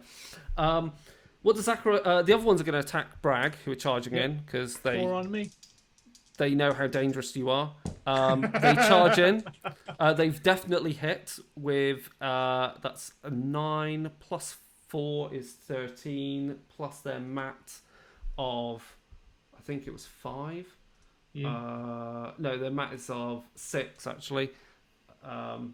You've only got to beat a 12. So they've hit, and then the damage is we said was 13 base and 3d6 on the damage.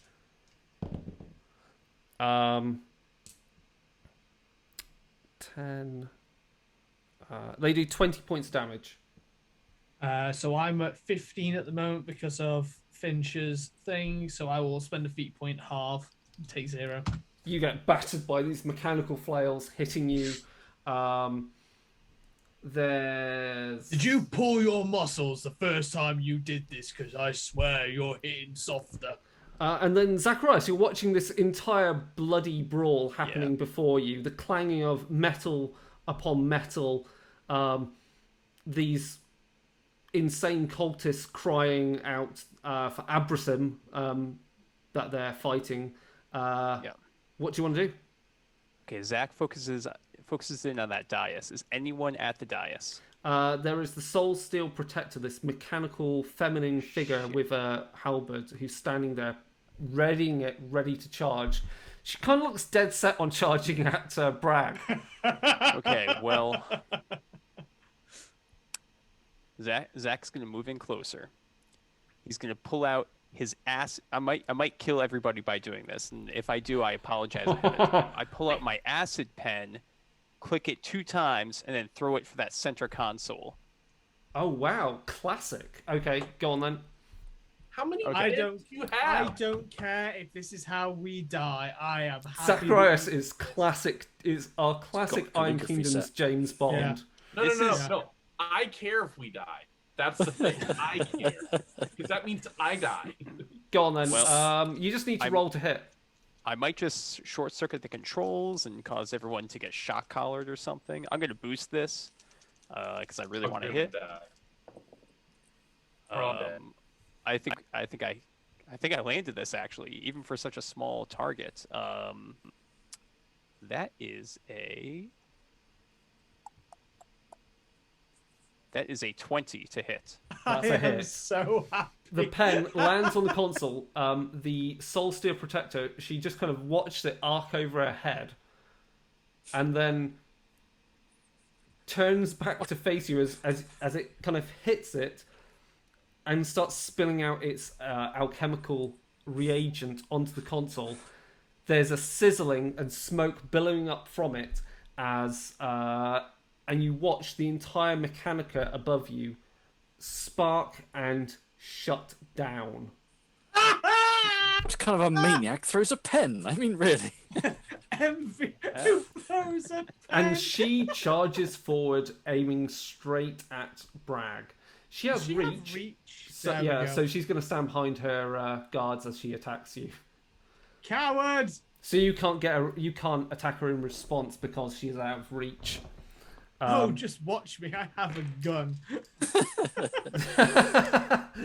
It does mean that you can't use the melee counterattacks, though, unfortunately.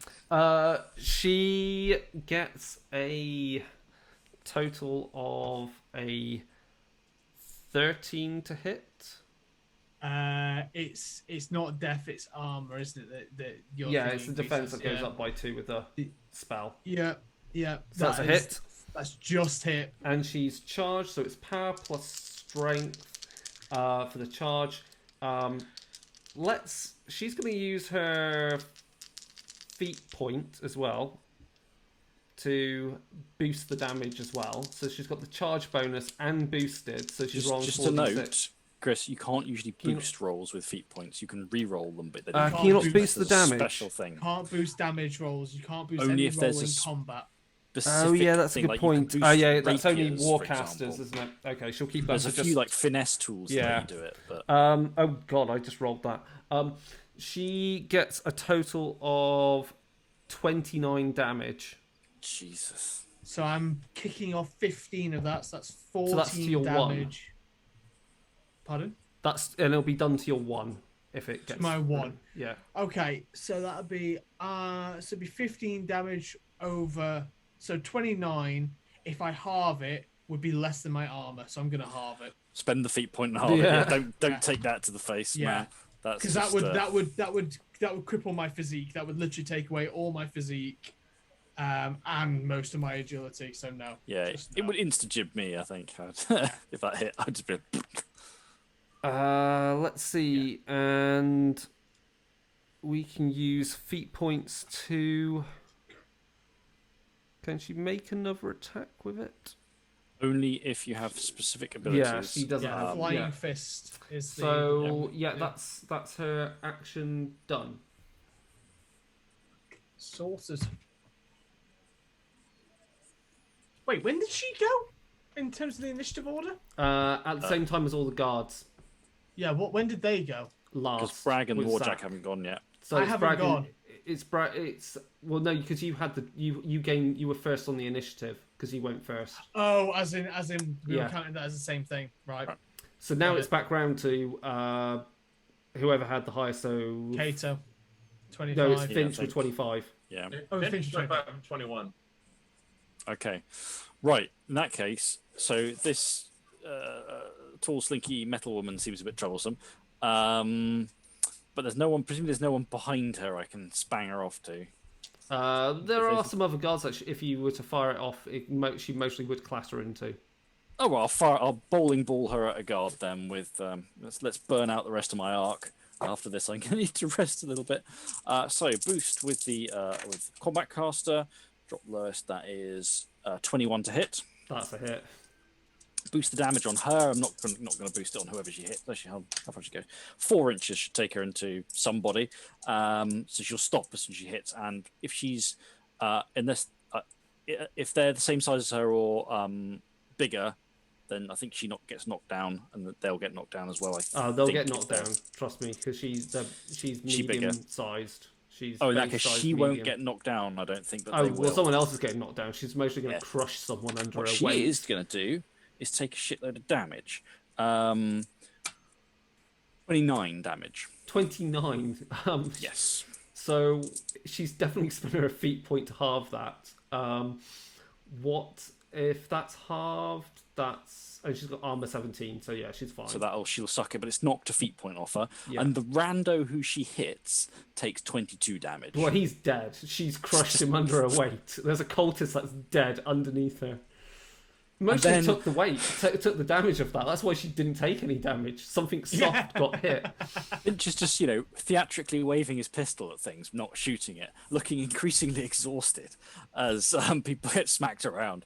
And just, Zacharias, can I just lean on you for a moment? I just need to get a breather for a second. Oh, okay.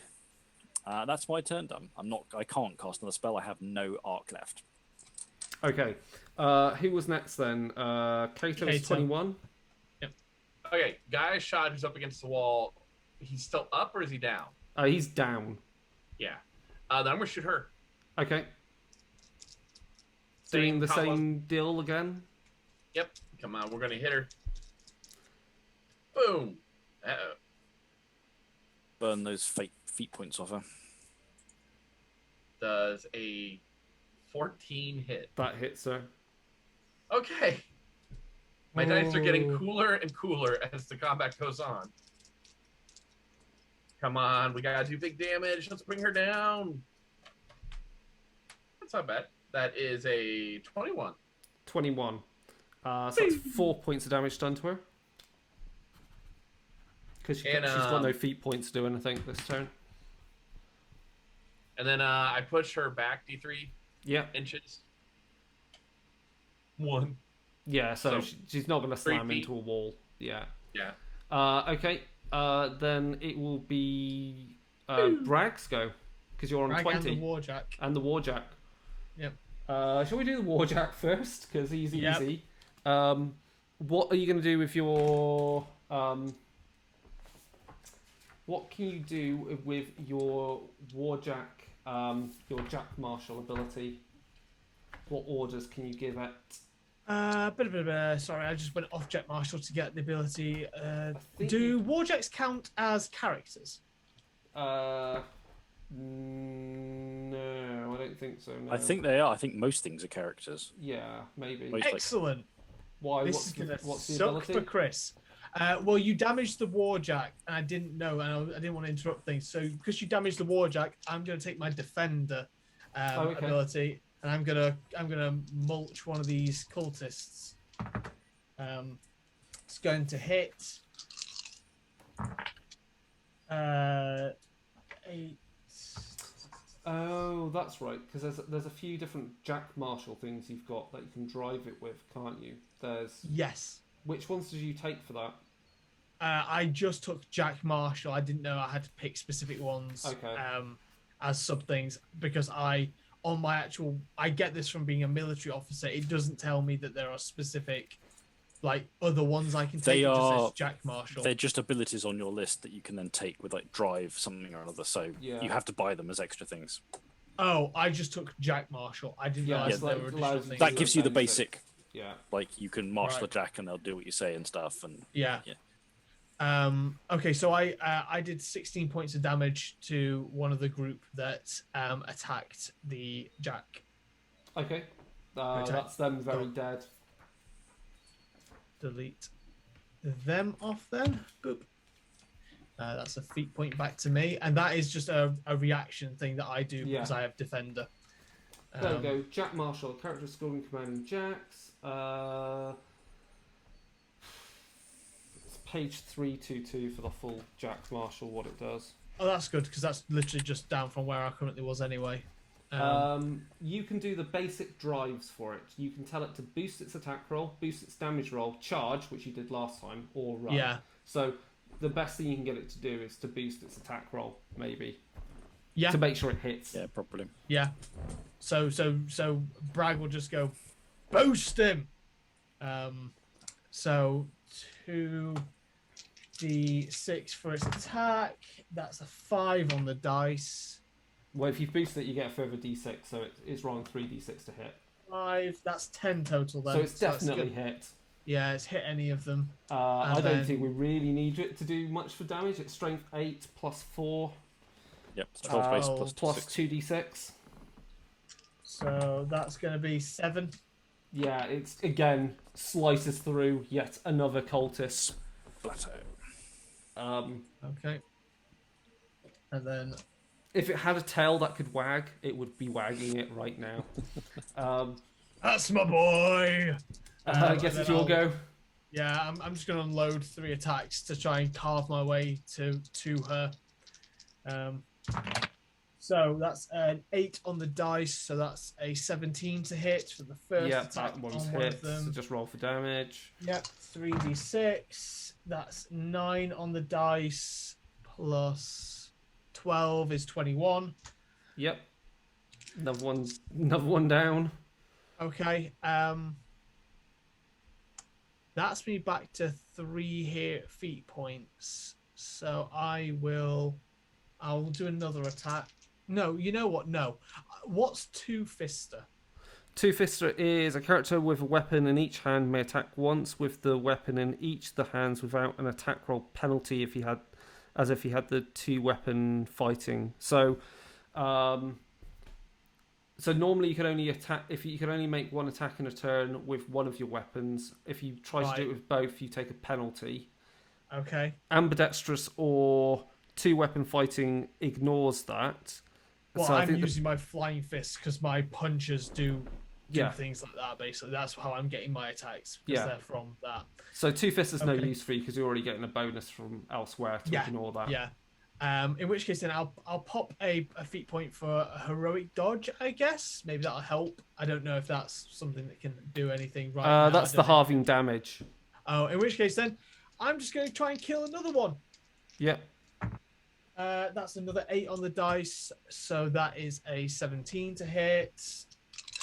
Plus 12 to that is 20. That's 27 to That's him. another one dead. Um, Yeah, the cultists are clearly barely hold their nerve, watching their numbers being taken down by the Trollkin and the The big Warjack. burly Warjack. well, as I do that, I've got one more attack, but I've specifically killed off the two that are in front of me. Yeah, I'm going to step up into the Steel Defender because I believe she should be within sort of 2 inches of me. no, she got blasted away by Kato's 1 inch. push. I smacked her first with And you Force smacked her Hammer, then first Kato as well, smacked so her. she's barely just Chain getting herself battering back her. up. Where is she? She's like at least 6 inches away from you, I think, something like that. Okay, so my move is 5. So I'm gonna charge her. But you can't move attack because you've been doing attacks already. It's either move, then do your attacks, or you do your attacks and then do. I think you can do a move afterwards, but you can't do. Actually, you can't because that's a special ability to do that. Right. Okay. That is a shame. In which case, then a third one of their numbers dying. 10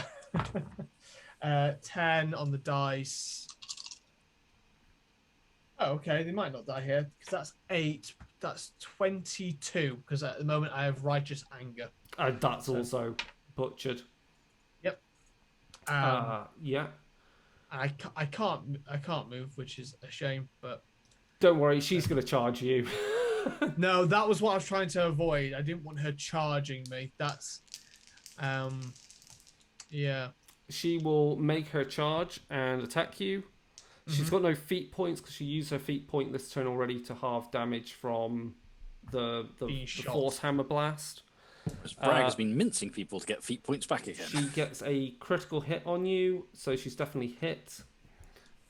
And then she needs to roll for damage. Telling you right now, I'm heroic dodging. It's not that bad this time. She messed up. Oh, okay. She only has a total of 17. Oh, I no, sorry, tank is that right? all of it. No, sorry, that was wrong. 19. Okay, I tank all of it bar 2 because at the moment my righteous anger gives me +2 armor. And it does it to your 4. So that's good. My insight isn't full, but I will just take 2 points of damage there. Okay. In fact, no. I may as well just heroic dodge it. There's no downside to me doing this while I've got mooks around me. Yeah. Because I literally get back on average when I have access to mooks. I'm gonna presume some more of the mooks move in to try and fight against the Warjack and against you, but because they're gonna fill up. But against the Warjack, it's not gonna do too much. You have 4 more. Yeah, there's 4. They're gonna available. against the Warjack. They hit. All but 4 of them. They do no damage. I rolled snake eyes on the attack, on the damage. Again, Okay. they're bouncing off the hull of the Warjack. It doesn't care. Yep. In fact, the Warjack is seemingly quite happy there's more things nearby to kill. Really, then, that leaves Zach to do stuff as well on that turn. I don't have a whole lot left. I'm just going to shoot at one of the mooks. Yeah. I think that's a fair thing to do. Got boxcars right there, so that's pretty good. Wow, okay. Yeah, that'd be a 17 against their defense. Yeah, that's a hit, and then just roll for some damage. Sure. Not so good on the damage. Let me just check my sheet real quick. It's gonna be 16 damage, or, well, yeah, 16. Yeah, damage. you injure one enough, but they're not knocked down. Yep. Right, so it's turn, and it's background to Finch. He's mostly going to try and blast apart the. Yeah, Finch straightens up a bit. Got my breath back. Right, okay. Not really feeling much more of that into me, but we'll see what we can do. I don't. Well, I could Force Hammer, but the dice aren't going to be much in my favour if I do. So instead, I'm going to cast a spell that actually incriminates me as the spellcaster, because I'm going to cast Arcane Bolt, which specifically fires a bolt from me, so they are going to know I'm the one doing this. I've got away with it this far, but unfortunately, it's Arcane Bolt at metal lady. I think Yeah, she's keep the getting soul smacked steel. about. Yeah, So I will be well, steel boosting the soul attack. protector. Sorry. Yep, boosting the attack roll. 16 to hit, That's a hit. and boosting the damage roll. 23. 23 damage. 23. So she'll take that. So that's another 6 points of damage. And then, haha, she won't see this coming. I'm gonna shoot her. Because the quick action for the spell is one thing, but I can still make an attack. So I've got to look up that bit of my character sheet. How does this work? What are you What's this using? exciting? A repeating pistol. Okay, they don't have the stats for that then. It's probably not going to do an awful lot. No. Just roll 2d6. Your raft 13, is... 13 to hit. Yeah, that's still a hit. Okay. 20. Pow. Got a Wow, repeating okay. pistol. Yeah. Bang, bang, bang, bang, bang. Just, bullet spanking off. Spins off Die, her die. faceplate. It was to the 6 damage-wise, if that matters. No, that doesn't matter. Next up is Kato. All right. I'm following that gunshot with my gunshot. God. It's probably going to be a lot more effective than mine. Not to be a one-trick pony, but I've got one pretty good trick. So Highly effective. 17. Is a hit. All right. And then come on, we're gonna blow this guy away. Do. It's fun to roll dice. I really like how I can roll plastic things in my hand. They can hit the table. The numbers could be better though. That is 19. Okay. Again, you do not much damage to her. Yeah. I Chipping want my paint. dice to do better, but they're not. And it's then round to Bragg. Yep. So Warjack first, nice and easy. Roll 2 dice and something dies. 6 We can on the pretty dice. much assume the Warjack kills another cultist. We're not even going to roll for it.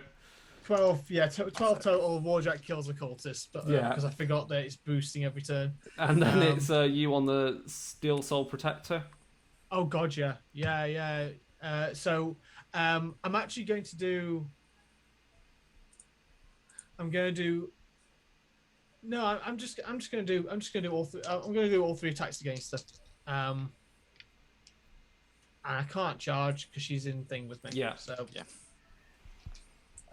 First attack is a critical hit. That is a pair of 6s, and I really wish that I could knock this person out. Okay, that's a hit.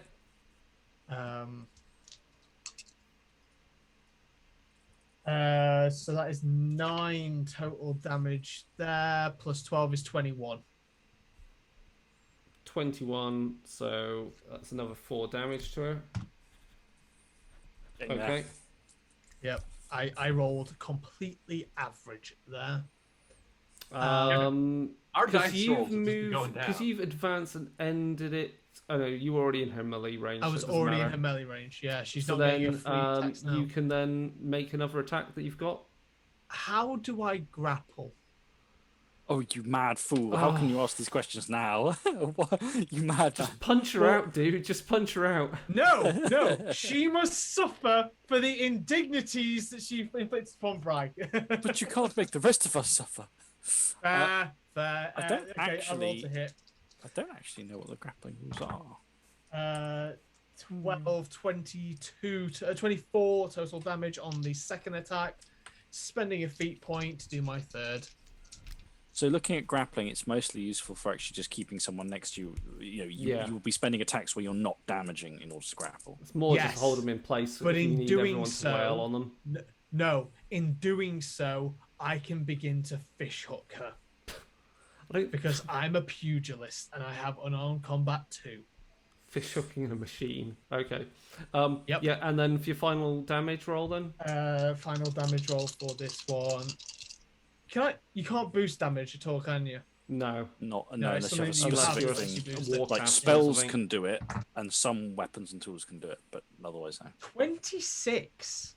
Nice. Yeah, and That's a good that's crunch. is that with your fists? Yeah.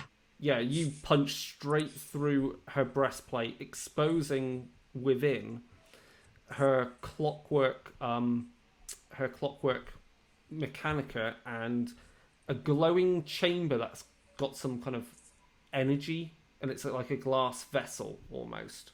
And as you punch it, it cracks. And she stands there and just shuts down. Still human. The And I'm cultists seeing gonna- that happen, obviously they drop their weapons and they just like put their hands up. It clearly everything the fight is over. Oh,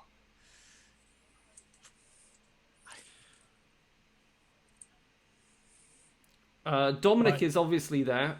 He gets up. Well, he's that you shot earlier, but he also drops his he drops the pistol, and I guess there's enough equipment or there's stuff there that you can bind them up with, whether it's rope or manacles that you have, or so forth, we have or cables. manacles. I'm gonna pull that glass vessel out of her chest. I'm not Yeah, having it's her totally cracked. combat. Whatever energy was in it has been totally lost. Okay. Perhaps, Bragg, maybe given your field medicine skills, it might be worth tending to these captives here. Make sure they're all fine. Given Yeah. they've Yeah, been they getting drained actually now look a and- lot Yeah. better since the machinery that Zacharias destroyed is has now been turned off. And Bragg Yeah, will did it. will take off his big leather coat, and beneath there is just his waistcoat and his arms to the cuff, his shoulders, his entire back, his sort of literally just below the waistcoat, so almost in line with the waistcoat. He is completely covered in tattoos and stories. And he's just going to walk over to me. He's got none of his weapons. He just walks over to the captives and just goes. He'll walk up to the one of the younger ones, and from his pocket he'll produce his bag of sweeties. Right. So Hi. we're going to wrap up then quickly. So obviously you're going to start interrogating Dominic and the cultists there. Yep. This is what they know. They know little about Iyakav himself. They know that, however, that he works for a man named Abrasim, and that they, as a reward for immortality or some gift from Cyrus, that they were using the technology and arcane law of the convergence of Cyrus. That's what they call their cult, and that Abrasim is making something, and that Iyakav has clearly fled to deliver, a small device that he had on him containing souls. So we know where they're going then.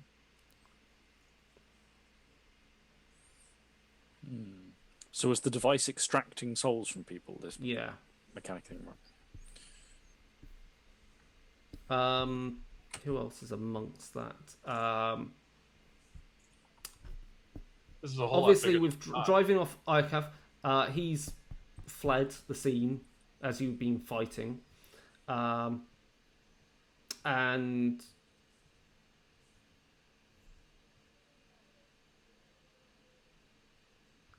let's see. But basically that's the as much information you've got, and that Iyakav is fleeing more than likely back north or somewhere to Abrasim to deliver this container of souls that he had on him. You speak to Evelina, Andre's niece, and she helps to reassure the prisoners, because obviously speaking to you, she learns a little about Andre's efforts to find you. She also explains that Andre was here. His body is somewhere in that pit because his soul had been drained from him, and she hopes that you might at least be able to release his soul from whatever foul plans that Iyakav and and Abraham have for it. She has a home outside Volkova, and she offers in exchange of while you help the other villagers return and hand over the cultists to the right people, that you can basically stay at her family's farm until you're ready to continue your journey to find Abraham and to track down Iokav. She also overheard some information that Iokav she heard the words Crucible Guard whispered, but she doesn't quite understand what Crucible Guard is or are. Oh, but we know. Yes, we Yeah. do. She only knows that they are somewhere west of here, but close enough that Iokav seemed to feel that he could get to them with relative ease. The rest of the survivors, obviously, are eager to return to Volkova or to their farms. And obviously, you essentially are able to exit the temple, gathering things, leaving Kasparovic to essentially decommission this temple because it's tainted beyond what it should have been originally. Yep. And I'm going to decommission the surviving cultists. Yeah. As you exit the temple with the survivors and with the prisoners, the cultists who were tainted in tow, in the air there is a sizable black raven circling, looking down upon you. KO. Oh, in that case, decommissioning the cultists, looking at the bird, then there will be violent An image decommissioning of of the all cultists four. while it can see them. Yeah, I've got an image of all four of us drawing out guns and blowing Obviously, the it's not going to victim stick away. around as that happens. It's clear, as you are aware, that these crows these ravens are being controlled and manipulated by some other person or thing. But that's it. We're done. We're done for now. We ran over a little bit. Thank you, Mike, for turning up halfway through to get us through the end of that. Yeah, especially after such a long drive. So everyone That's can all right. have a further. I'm going to say everyone can have a further 2 experience points. Mike can have an extra 1 for the kick-ass feat That of was chucking amazing. the acid grenade. Glad That I was glad I very bought that James acid pen. Bond action. Also, in terms of understated actions that end up saving the day, I have absolutely zero doubt that if that thing had continued to run, very awful things would have happened to us. Yeah, right.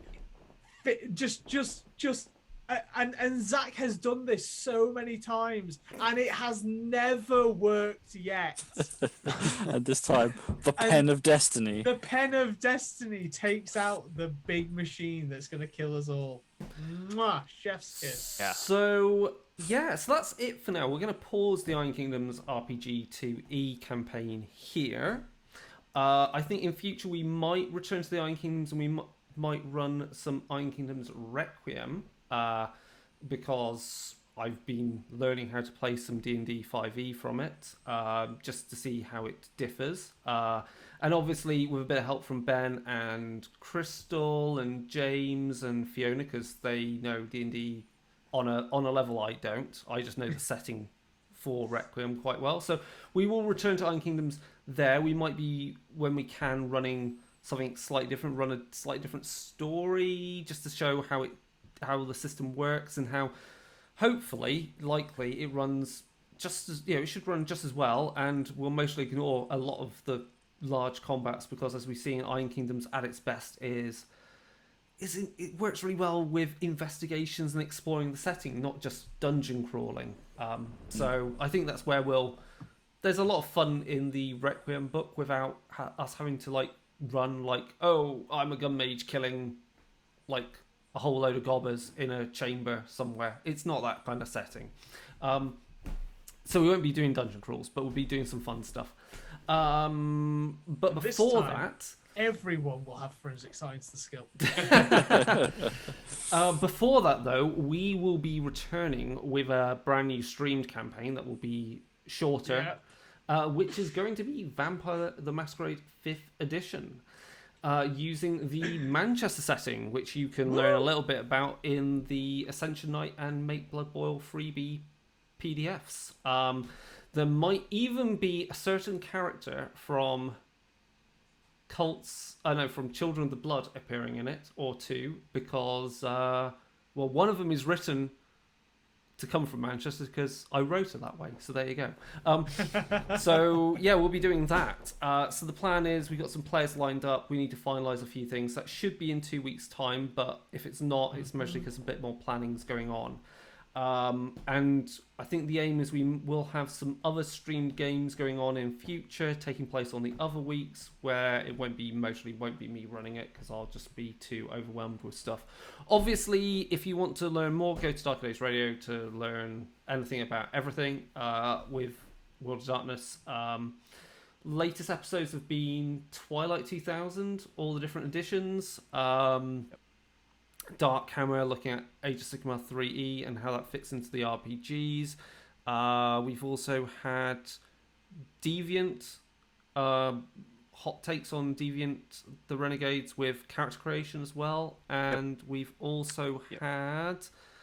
me and James were looking at Resident Evil 7 and 8 because they're really good games. And I think, obviously, you can learn a lot about maybe pacing of your horror game scenarios for your RPGs from that, especially Resident Evil 7 is good. I was about to say definitely 7 more than 8. 8's pacing gets a little funky about the 60%. Well, you can mark. learn from bad pacing as well as good. Touche. But both, Touche. I think both are still very good games to kind of get a lot of fun out of them. I'm trying to think what's...